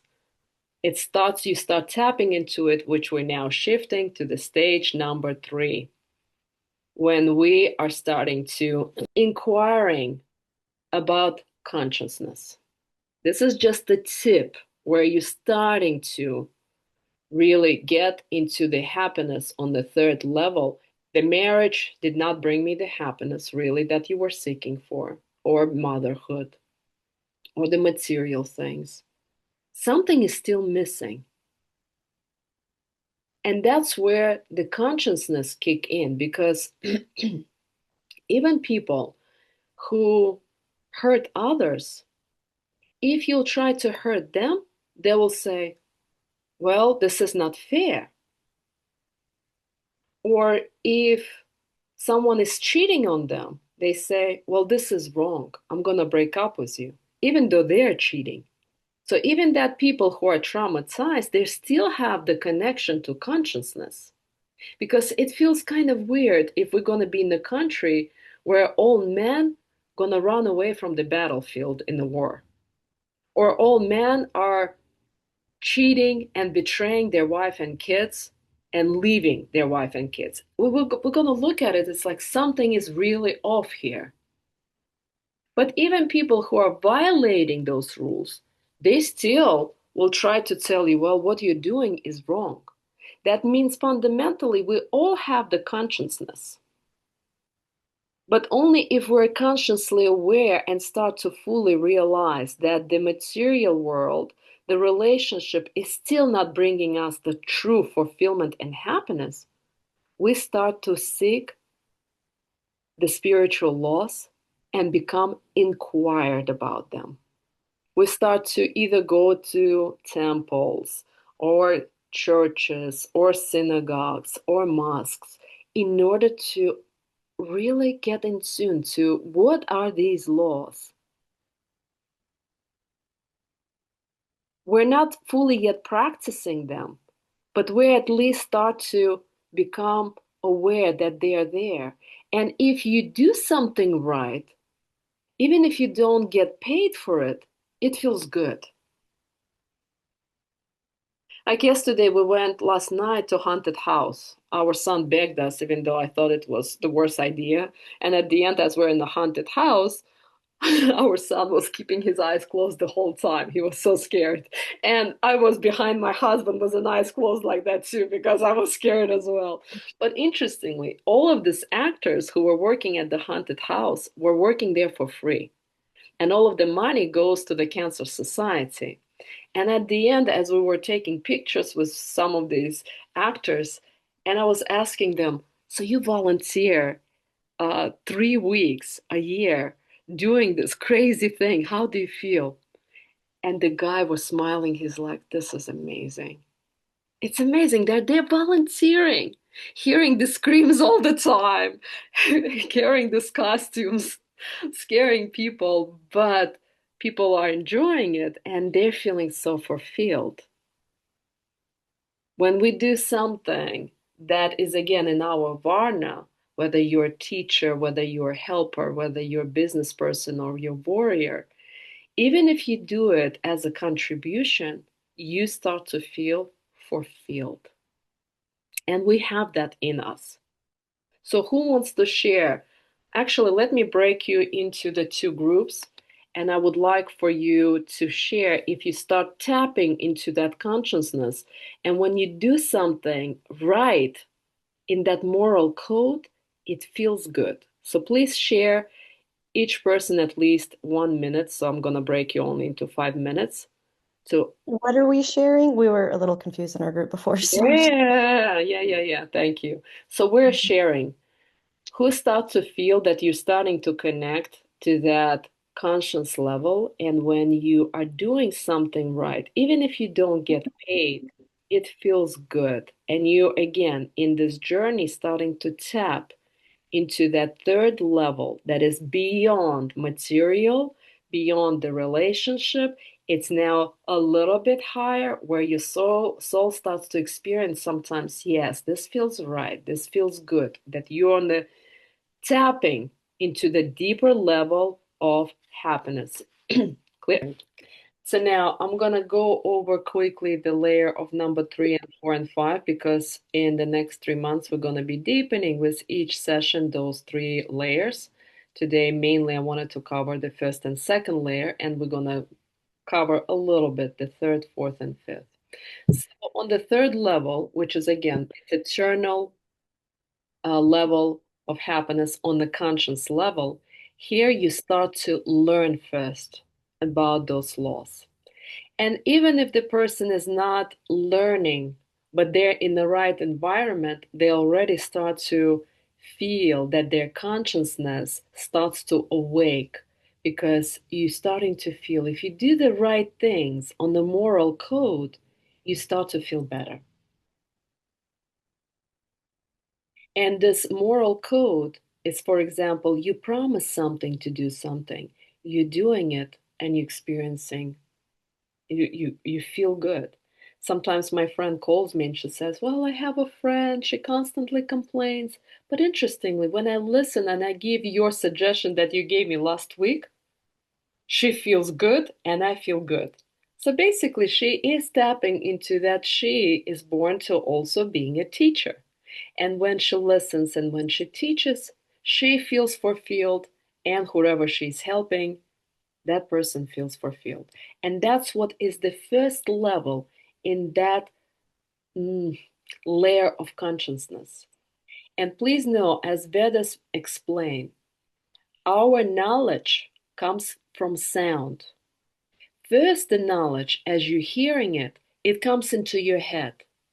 And if you're hearing it and hearing it and hearing it, and it feels it's true, it starts to slowly come to your soul right here. And once it comes to your soul and you feel in your intuition and the soul it's right, then you start to take action. So this is a question for you, ladies. Some of you been here for 3 years. Some of you been here only for a year or just few months. Where are you in your spiritual journey? Do you still here feel like you need to get more knowledge? Or some of you feel that it's digesting and coming closer to your soul? And some of you already starting to take action, meaning either you're already praying, meditating, or doing some kind of forms of affirmation. Please share. For me, I think it's individually, I'm like, it's dropped, I'm here.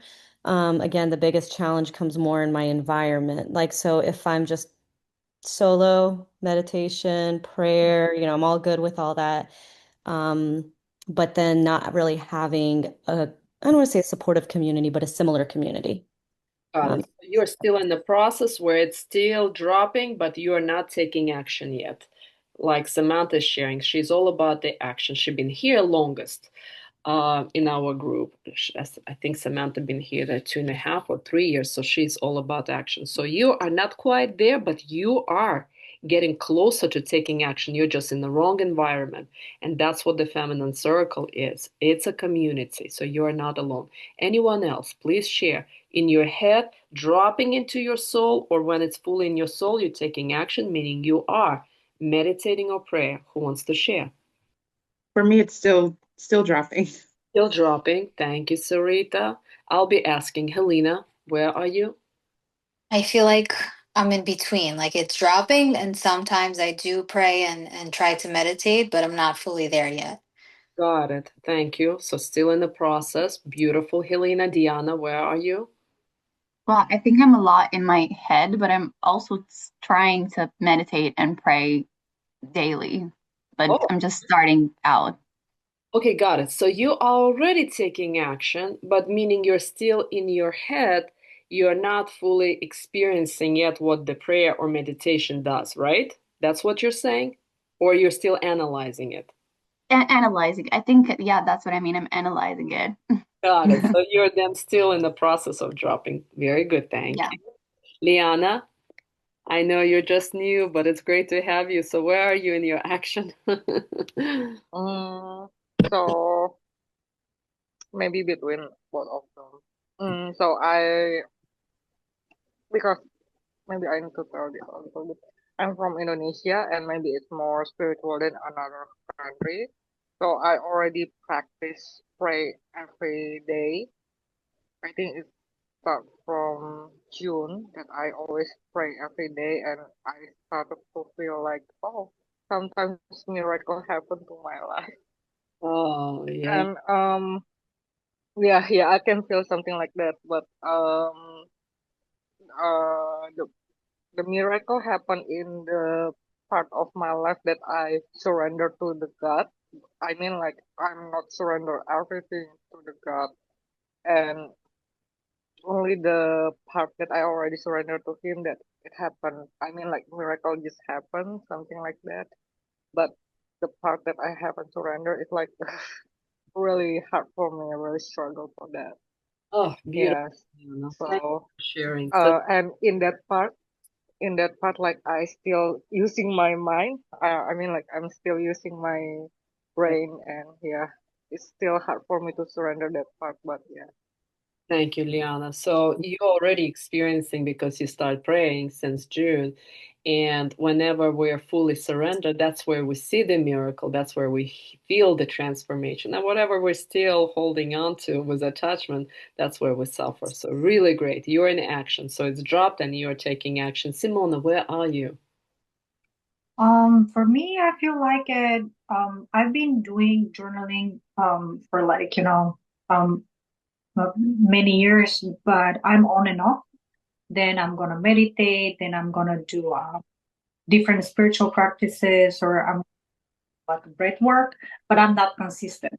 I feel like I'm doing something for a certain period of time, and then I just like I'm getting over it, and I'm like, okay, I'm like, I need a break. And then I take a break, and then I go back to like some of these like practices again.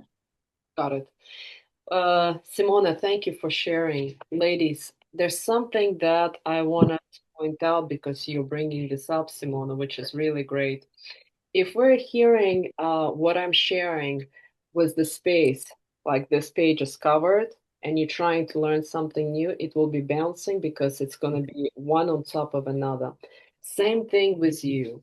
If you ladies are trying to do things like one type of a meditation and one type of the journaling, and I'm asking you to do something else, you will be even more and more confused.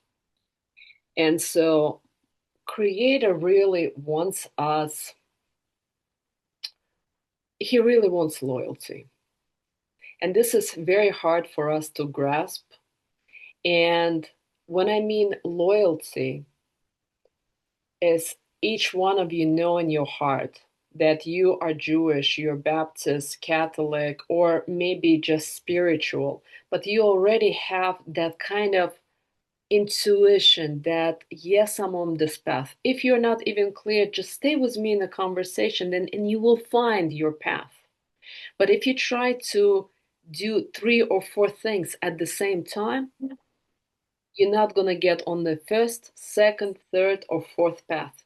You're not going to get anywhere, basically. That's what I'm trying to say. It's very important to choose the path. And the path that I will show you will deepen your relationship to Creator in your understanding and will bring you the result. But being a counselor and hypnotherapist and life coach for 21 years, I will tell you the therapy and journaling is important, but it's not the access to fulfillment and happiness. This is where you have to be really authentic with yourself. And if your goal in whatever that was into getting into return softness really at the level of 8, 9, and 10, you will stick and gonna do the practices. If it's still not that important, your perfectionism or procrastination will take over you. Perfectionism or procrastination will take over. So which one is it? Perfectionism or procrastination, Simona? I think Procrastination, it's also attaching to I rather not do it than do it wrong. And it's still attached to perfectionism. And here it's important to do baby steps. If you will try right now to wake up at 5:30 and meditate or pray for an hour or hour and a half, you will quit after a week or 2 weeks. I've done it, ladies, 10 years ago. I wanted to experience Kundalini and I did it for 4 months. For 4 months, I was waking up at 6 o'clock in the morning and I was pushing myself to pray for 1 hour. And after 4 months, Creator is so gracious. He gave me that experience of Kundalini. I experienced Him, but guess what happened? I indulged myself so much so quickly that I couldn't even do prayer afterwards for 5 months. It's like a kid got the whole cake, ate it, it felt good, and then that actually happened to me too when I was 5 years old. I ate half of the cake and then I was sick, throwing up for a day and a half. And same thing in this journey. So we gotta do the baby steps. So if it feels right now that you cannot wake up at, let's say, 7 or 6:30, wake up 5 minutes earlier and do 5 minutes longer, either prayer or meditation. Action is important, but not overdoing it. And Simona, for you, it's important. Try and do it. Stay consistent every day a little bit. But if you'll try to do it once a week, once every 2 weeks, that's a procrastination. That means somebody when you were young, either mom or dad, had so much demands from you that now you're resisting. And this inner child is saying, I'd rather not do it at all, or I have to do it perfect. And both of this formula is not going to work. So allow your adult self to communicate with the inner child just 5 minutes. 5 minutes every day, but just 5 minutes. Kind of negotiate with your inner child because she's still in that space of trauma and criticism and a lot of expectations that was there from parents, maybe from both or just one. So have a compassion to her. for sure. Thank you for sharing. And so on the stage, on the third stage, we are learning through sound and then slowly learning to take action. And only, ladies, through actions, you're going to start seeing baby results. And let it be, but the consistency, it's important. If there's no consistency, obviously you're going to continue procrastinating your true journey to returning home to yourself, where it feels home, where it feels good, where it feels fulfilling, and where the happiness truly is. you start to see it on the third level. Quickly to give you hints, we're not going to fully dive into it because it will take time and we'll do it throughout the course. The level 4 and level 5 is about when you are really fully surrendering slowly but surely on the fourth level to Creator. And when you're surrendering yourself to Creator, you become so conscious that everything that you say, everything that you do has a meaning and action to it. Meaning, you cause someone harm, the harm sooner or later will come back to you. You are thinking of negativity or pain or hate, sooner or later that comes back to you. So you become very conscious and start to practice everything that you're learning. It's no longer that you're even thinking about it. It's almost this principle starts to run you. And yes, sometimes you make mistakes, but you repent, you acknowledging them, and you do everything to try not to do them again. That is the fourth level of consciousness in the spiritual journey. And on the fifth level, these are usually yogis and saintly people who are fully in service to humanity and fully surrendered to Creator. And they're here not because they have any attachments to material body, to material world. They're really here to serve. We don't have to reach the fifth level because most likely you and I and all of us here won't be able to reach that highest level because usually people on the fifth level started to meditate and pray at age 5. And most likely these people will never be born again because they're being of service. They're usually monks. But we can try to learn to continue our growth because maybe in the next life we can get to that point. Because otherwise, we'll be giving our body to live again and again and again, even though maybe in your spiritual, religious beliefs, there's no reincarnation. But at the same time, you all know that soul lives forever.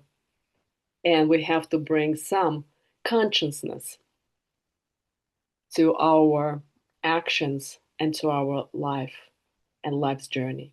And so on the third level, you're starting to learn about it and become conscious about it.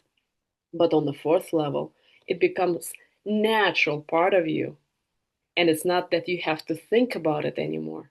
You start to practice it and it becomes more and more and more natural. It integrates in you. And on the fifth level, again, these are the people who are already monks and yogis who are, and maybe like Mother Teresa and Dalai Lama, who are really being of service 100% to humanity. And they're serving, fully serving humanity. On the third, you're starting to kick into it. On the fourth, you're starting to serve as well. But obviously, you will never be able, again, most of us, all of us, we won't be able to get to that level. But we have to keep in mind that if we're not experiencing Creator in ourselves, which starts to, you start to feel Him on the level number 3, on the number 4 layer, you start to get that without having Creator in your life, everything, the taste of the happiness cannot reach the happiness that you're experiencing with Him. Everything else is good, but it's not as really delicious, I could say. Again, not the right word, as this deep relationship to Creator. It still have a little bit of dullness. It's good, but it's still a different kind of happiness and a different kind of fulfillment. Once you will experience a deep relationship with Him and the happiness through Creator, that changes everything. You won't be able to stop praying or stop meditating. You will be looking into doing it. Even the first 2 minutes, again, it's hard for me to wake up in the morning, but I push myself because I know what's awaiting. Does this make sense? Mm-hmm. Are you clear about the difference between level 1 2, 3, 4, and 5. 5 different layers of happiness. Do you mind repeating all the, like, how you called all the layers of happiness again? Yeah. They're on Sanskrit. So I translated it for you. So the first level of happiness is on the level of body. Second is on the level of your psyche, emotions, which is your relationship with people. Third is on the level of consciousness, and that's where you start to feel the level of happiness on the eternal level, but you're just slightly grasping onto it. The level 4 and 5, I cannot translate it to English because it's called dharma. Dharma, translating from Sanskrit language that is 5,000 years old, it translates as a moral duty. Moral duty, also meaning of it, it's the truth, it's spirituality, it's your moral code, and it's your true meaning in life. And the difference between level 4 and level 5, dharma on the level number 4, is that you are starting to serve people because you connect to creator. But on the level 5, you're not sometimes serving them because you want to make creator happy, because making him happy, you're experiencing happiness. But on the 5th level, you get that your whole purpose of life is to serve him. It's not sometimes, it's all the time. That's the whole meaning of your life. You're born to live the last life just to fully serve people. You don't really experience yourself as yourself. You're here of being of service. This is 1% of people. They're mainly saints people like Mother Teresa, like I said, Dalai Lama, some yogis and some teachers who are already passed away. No, like Dalai Lama is still a living example of that. So today, what I really would like for us to do is get on hands-on and explain to you, and for us to start practicing the meditation. So Samantha last week asked me a really important question that sometimes I go and sometimes I don't go over it. When we're meditating, which is an advanced form of connecting to prayer, because the simplest way of connecting to prayer to God is when we're asking God, could you please send me a husband? Would you help me to find a job or get me money? This is a very primitive and very superficial level of connecting to Creator. It's better than nothing, but it's very, very superficial. The second level of connecting to Creator is when we are actually repeating His name. Whether we're repeating the same prayer or repeating His name. For example, in Islam, they're doing namaz and constantly repeating the name of Allah. Or maybe if you're Christian or if you're Catholic or again Christian faith, there's certain type of prayer that if you can repeat it over and over and over, you are connecting more deeper to Creator. And then the highest form is the meditation. What meditation does, there's two forms of meditation. One form of meditation is to experiencing the peace, calm, and relaxation. There's that kind of a meditation, but there's also a different type of meditation. When you are doing meditation again to yourself, not out loud, all of the meditation are quiet. When you're repeating a different type of meditation, you're conquering the challenges in your life. Now, for example, everything that, for example, your lady's sharing, Sarita, for you, it's regulating the, how did you say, nervous system. This is going to be conquering the challenges in the nervous system. It's not the relaxation that you need. You need to overcome that challenge. If you have challenge in the relationship with your husband, you need to conquer that challenge. You need a different type of meditation. Once you overcome all of the challenges in your life that are very sharp and challenging and difficult, then you can shift to a different type of meditation where you fully surrender, experiencing peace and acceptance. And so today I want to find out which one is you feel more going to be needing for you in where you are in your life. And the second, answering the question that Samantha asked last week, do we sometimes experiencing different negative energies, and sometimes in the spiritual realm people referring them as maybe demons or evil or devil and etc. When we are doing meditation, we got to keep our tongue on the top of our mouth palate. If we have a little bit of open mouth, we don't see negative entities, but there's positive energy out there of creator, and there's also negative entities out there. And entities don't enter through our nose, they enter through our mouth. So our mouth has to be closed during the meditation. So the tongue, naturally, when you close your tongue usually not on the lower palate of your mouth, but on the top. But during the meditation, first 2 minutes, you gotta observe. Is your tongue covering your teeth and your mouth?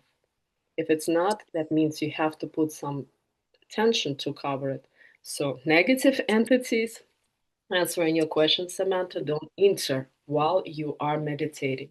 It happens when you go through a very challenging period in life. Maybe you're going through grievance or you lost a family member. When your vibration goes down, when things are not going well, there we have usually more negative entities around us. If, again, if you go really through challenging time, pay attention to that. So today, I want to ask you, would you like for us to go over and learn fundamental, important Vedic meditation that you gotta do out loud? Or do we learn a meditation? Mm, sorry, it's a mantra meditation that you do out loud. Or we learn today a relaxing, peaceful mantra that you can do it to yourself in order to relax, calm, and experiencing peace. However, keep in mind if you have a lot of challenges in life, you're not gonna experiencing the peace. You gotta overcome the challenges first. So, what comes naturally? What do you incline to do or want to learn? I would prefer the first one. Mm-hmm. Anyone else? Me too. Okay. Anyone else? Same, the challenging thing. Mm-hmm. Samantha is saying inner peace. Samantha, that means every day you're going to continue doing Baba Nam Kevalam. If that piece is important, you continue doing Baba Nam Kevalam mantra. Today I want to teach you one of the oldest Vedic um, mantra affirmations. But in your religion, if you feel really strongly that you're Jewish, if you feel strongly that you're Christian, you can learn today what I'm teaching you and then find prayer that is Jewish or Christian and do the same thing with your Jewish or Christian uh, prayer. Make sense? Mm-hmm. Because again, Vedas have no interest at all to make you Hindu or Buddhist or Vedic in religion and change your faith. Not at all. In Christianity, we know that people are knocking on your door trying to make you Christian. In Vedas, it's a big no-no. In a matter of fact, they see me blonde in India going into temple. They're like, "What are you doing? Go home." They're not very open to it. They're not very open to foreigners. And me knowing a lot of Sanskrit language and studying it 12 years, they now take me serious that I'm really learning it. But usually it's not really common at all. Very, very rare. So if it doesn't feel in your soul, doing this mantra doesn't in line with your faith, you do it in your faith. But you know how, because my spiritual teacher told me, if you're Muslim, if you're Jewish, if you're Christian, find your prayer and do it in your language and you'll get the same results. But if you're open, I'm going to be teaching you today a Vedic mantra that helped me to get where I am today. All right? And so I'm going to type, because it's in the Sanskrit language. Where do I type? Where do I type? Here it is. I'm going to type so you will know how to say it.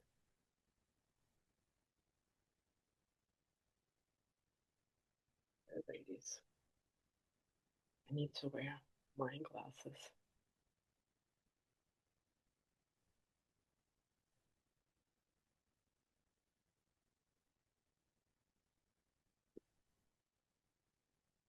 Okay, this is the mantra we're going to repeat. So let's say it a couple of times out loud. Because once we're going to begin, we're going to be saying it out loud over and over and over again. You type it somewhere? Excuse me? Yes. Do you see it? I don't, but I don't know. Let me see. No. No. In the chat. Do you see it? Oh, I see Yeah. it in the chat. Yeah? Okay. Om Bhagavate Vasudevaya. Liana, have you ever heard it? Being from Indonesia? No, No? Okay. no, but I know this kind of practice because before I become Christian, I'm Buddhist. So I know, like in Buddhist, we also repeat some prayer, Yeah? but I don't think that the prayer is like this. Maybe a different thing. Yeah. Yeah. It's not Buddhist, it's Vedic, but again, Vedas and Buddhism have, I would say, some similarities. By the way, all of the religion in the world have a lot of similarities. But this particular prayer, this is mantra for conquering challenges. Yes, yes. This is the mantra to overcome the challenges. If you want to do it on a more basic level, you can do it. I wish everyone happiness.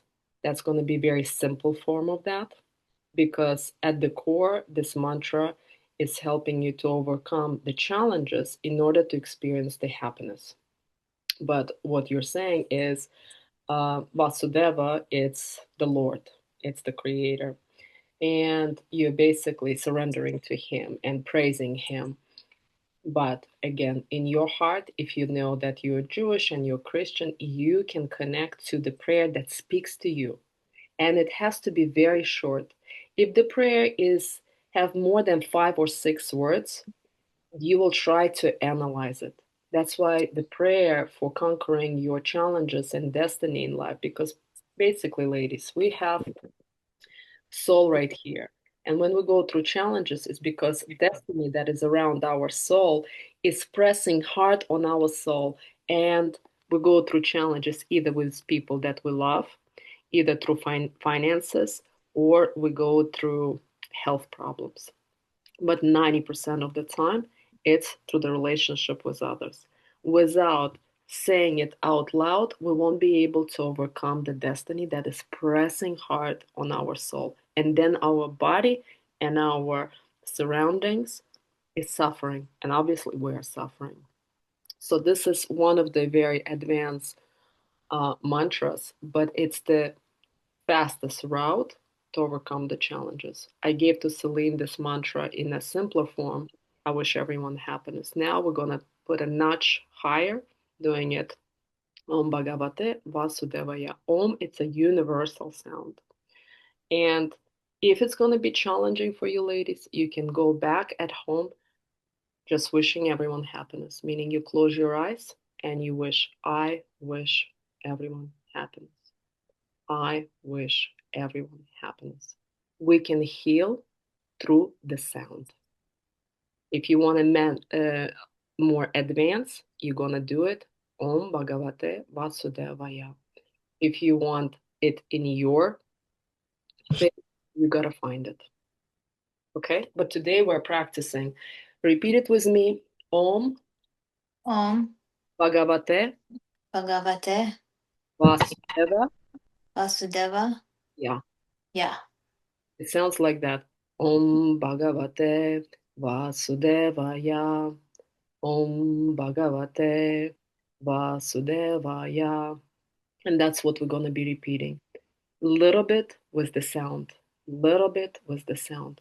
When we're doing it together, we energetically and on our soul level, we actually connect and we push whatever is around our soul, the destiny, away from us. And the longer you can do it, oh, I'm getting the goosebumps. Just even thinking about it, how much you can overcome in your life by doing it. And especially when we're doing it together, the power of mantra is 100 times more stronger and more powerful. So from now on, every time we're going to get together in the feminine circle or on the return to softness, we're going to do this mantra. But what you're going to do on your own, follow your gut, your intuition. Your intuition is never wrong. Questions? Yes, I do have a question. Do we have to have intention when we do that, or like to have in our mind what our, and then say the prayer, or we don't have to do that? Excellent question. Before you start mantra or prayer, you think about what you want to overcome in life, any challenges. The moment you're doing the prayer or meditation, you do not think about your problems at all. First 5 minutes, they will naturally kick in, but try to get back to the mantra. Your head is thinking about laundry, your problem, the challenges. Get back to the mantra. Mantra is the center of you connecting to Creator. Stop thinking about the problems. Before that, you can, but please know, Creator will help you to overcome the challenges that He thinks are the biggest challenges and problems in your life. You think it's your husband, but He'll help you with health. You think it's money, but He'll help you with your kids. He knows what's better for you. Don't be attached to the outcomes, but you will see the results, okay? Now, also, if you have a lot of intrusive thoughts because you're working full time, I recommend you to find the sound of monks or people who are closer to Creator, usually are those monks. Play them a little bit in the background so you can connect to their sound because their vibration and love to Creator is here and we are right there. So as we're hearing them, through here we start to raise our vibration. We will never match them, but it will get a little bit higher. If you have less intrusive thoughts, then you want to do it in the silence. First year I was doing with the sound of monks. Now everything actually, even the birds, I'm like, birds are great, but I would prefer just silence, me and Creator. But again, listen to your intuition. I can send you the example of those musics and you can go through it, see which one works for you, but you can find maybe something that is better. But it's not just anybody, it's people who are spending hours and years connecting to Creator. Monks are ideal. Again, in your faith, preferably, if you know what your faith is. Okay? So now I will take a little bit. Is it okay, ladies, if I'll keep you 10 more minutes instead of 2 o'clock US time? We'll leave at 2:10. So we can at least do it for 15 minutes together. Okay? Thank you so much. So now, how do we sit during this position? Turkish position, meaning you are on the pillow, on the floor, or on the sofa, wherever it's comfortable. Legs are like this. This is Turkish position. It doesn't have to be lotus like that. You can, but you don't have to. If you want it more challenging, then it's a diamond position. Diamond position, let me show it to you how it looks like.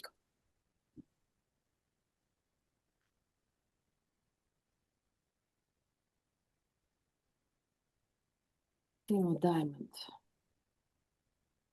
Diamond is like this, butt up, okay? And then either butt down if you already had the kids or you have chronic pains on your back. But if you don't have children and if you don't have chronic pains, then you gotta have butt up. But the simplest one is the Turkish position, meaning cross legs and you're sitting on the butt. But preferably, it's not on the sofa and on the pillow.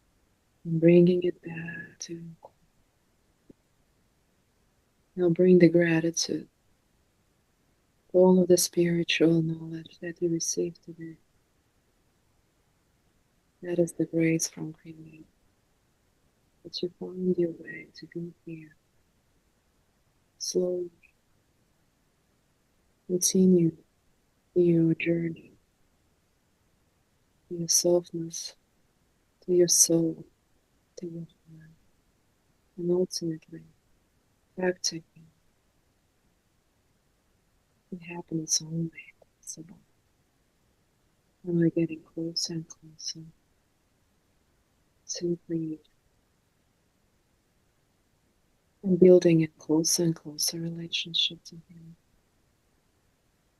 And so acknowledge yourself, acknowledge each and every person in the group today. Acknowledge your husband or your kids or your parents who gave you. Acknowledge your body, acknowledge your home. Bring the gratitude for your home, for your loved ones, your extended family, your friends, and again, to create, for giving you everything that you already have. And you have more than me, more than acknowledging. Then slowly place your hands into your heart and feel the gratitude.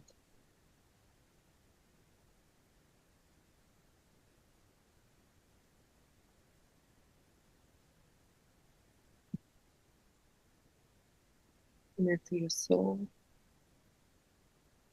Experience the love and acceptance.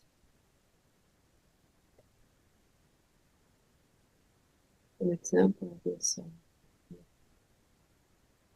your emotions, your feelings, your thoughts, your flesh.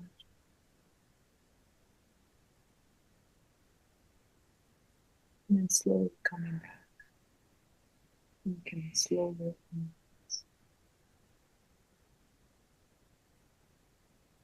stretch your neck, move your fingers and your toes, stretch your body.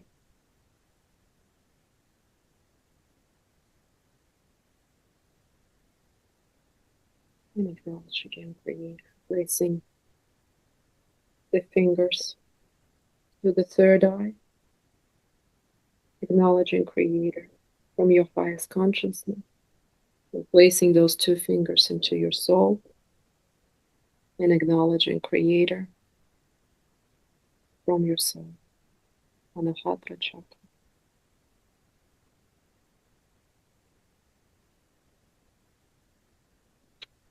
And then if anybody wants to share, what are you taking from our first session today, please share so we can complete our first day in the Return to Softness program. Who wants to share anything about the meditation we just did? Any questions or anything that you're taking from the meeting today? As we're wrapping up, I apologize that I'm taking longer. If anybody has to leave, I understand. And if you want to take just a few more minutes so we can complete it, you can stay and share if you have any questions or what are you taking from today's program. I'm taking the importance of consistency and with meditation. Thank you, Sarita. Yeah, it's for you. It's for you and your children and everything that you wanted. The more you're going to put in, the just faster you're going to get there. Otherwise, Einstein, as he said, if we're going to repeat the same thing and same thing, we're going to get the same result. And it's like equals to insanity. We got to do something in order to get where we want to. And for that, we need knowledge. And that's why we're here. And as you're going to put the practice, you will get that deep relationship to your kids, Sarita. You will. Things gonna start unfolding. Where else? I really liked the part about whatever you're attached to bringing you disappointment because it kind of helps with that cycle of, okay, rather than just filling it in with something else, you kind of can break that cycle a little bit. And I was wondering when we spoke the other day about the different groups of people, the Varna, the Yeah. Brahmin, the Kshatri. I was wondering if someone, because I've been thinking about it and trying to figure out where I am, Mhm. and if someone's not really sure and they want to figure out where they are, what would you suggest we do? First of all, ask your close people. They will know. It becomes very, very clear to others if you're trying to analyze. And number two, to see what fulfills you the most. For the longest time, I was a counselor, but as a counselor, we mainly help people.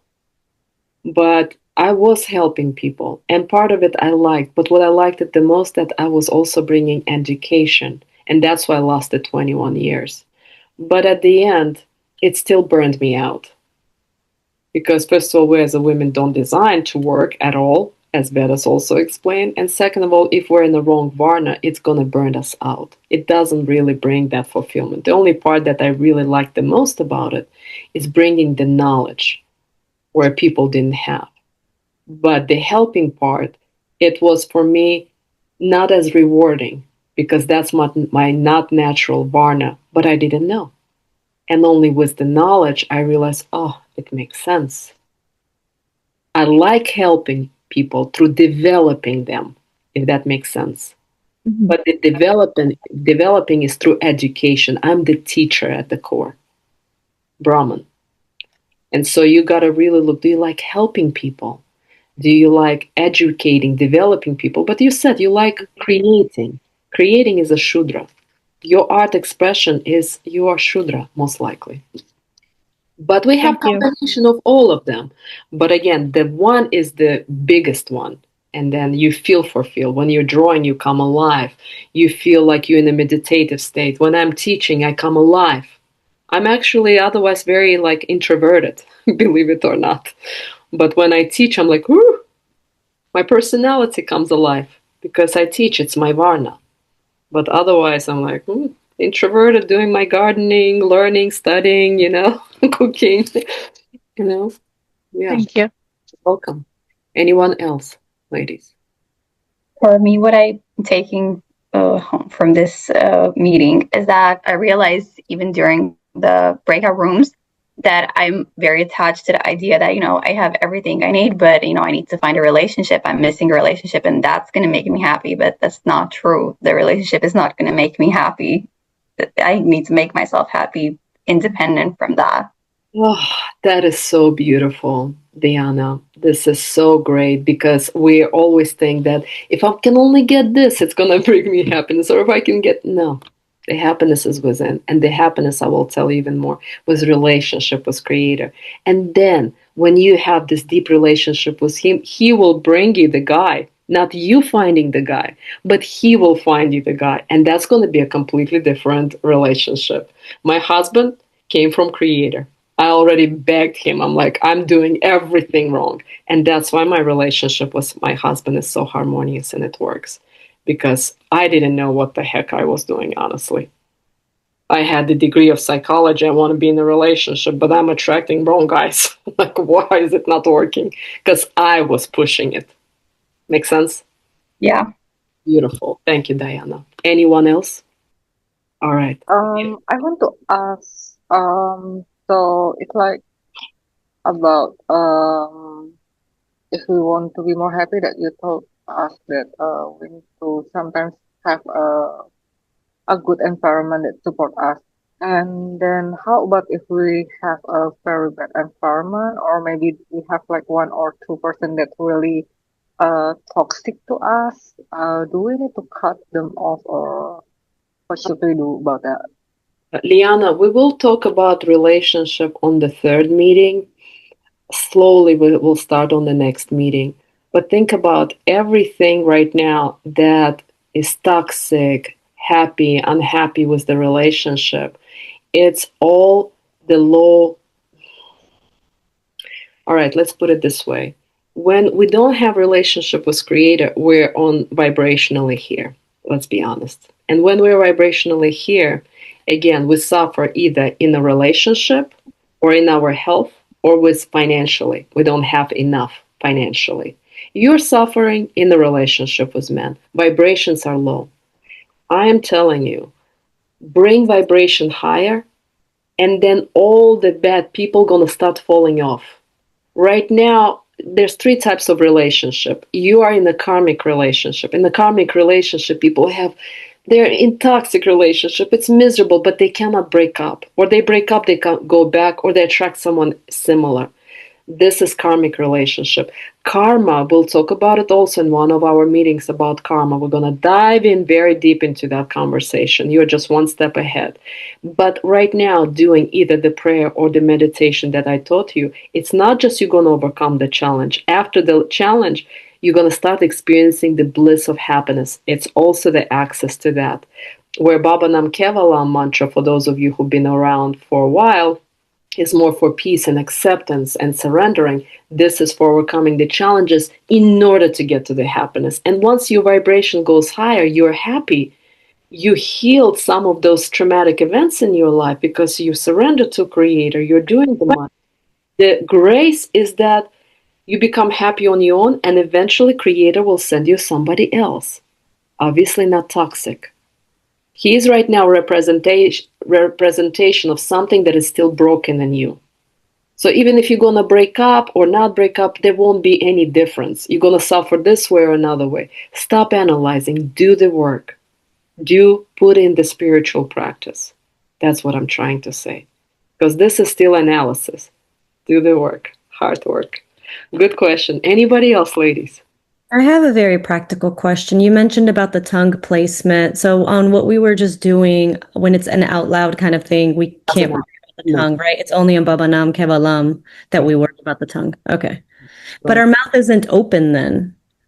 It's not open. Yes, when we do meditation and repeating mantra in ourselves, mouth has to be closed. You're repeating mantra in your head, but you are not doing it with your lips. No, we're not doing that. Okay. Yeah, yeah. The tongue has to close because in the quiet silence meditation, the Buddhist and yogi, they have to keep the mouth closed. So no kind of negative entities will enter. They enter through the mouth. And I had met two people who actually saw those entities. If you'll be interested, one day I'll share that. It was But so if I understand correctly to Samantha's question from last week, the negative energy or that evil demon can enter through the mouth. So then when we're doing these things out loud, like I wish you happiness or this one, is that they're how very strong. They're very strong. I can find you a video sharing that Hare Krishna and Om Bhagavate Vasudevaya is one of the highest frequencies mantra, actually higher than Baba Nam Kevalam. It's very high. And even scientists could not figure out how is that possible. But when we're saying those two mantras, all of the negative entities cannot even get close. It's like 1 meter away. Got it. Come close. Oh, our mouth is open, it's pushing it away. Okay, I got it. Yes. Thank you. Sound pushing everything away, especially those two mantras in particular. Yeah. Good question. Good question. Anything else? All right, ladies, that I want to acknowledge you for completing your first session in Return to Softness program. I want to thank you for being vulnerable, for being authentic, for being hungry to learn and grow. And please, please hold each other accountable by sharing in our group. I've done the meditation or I've done this, so you can keep each other accountable doing it. Ask questions. That's what our WhatsApp is for. Otherwise, we're going back asleep and being busy in our life. I'm going to be guiding you step by step. I'm going to be available to you Monday through Friday, 10 a.m. to 6 p.m. Ask me questions. I'm here for you, okay? But put in the practice. But if you're going to try to do now 30 or 45 minutes, you're going to be bankrupt very soon. Do the little steps. Right now for Sarita, it's doing it every day, consistency, for example. And for you, maybe you've been already doing it. Add maybe 5 or maybe 10 minutes more, or 5 minutes earlier, but nothing drastic. And I will be sending you some interesting videos, educational, whenever you have chance. Please watch them because there is homework attached. Okay? Any questions? Complete? Yeah? Very good. All right, ladies, thank you for staying 26 minutes later. I acknowledge I kept you longer. Thank you. Thank you. Thank Enjoy you. the weekend. Thank Absolutely. you. Thank See you. you next Sunday. Enjoy it. Start to grow, explore, share. Okay? Bye, ladies.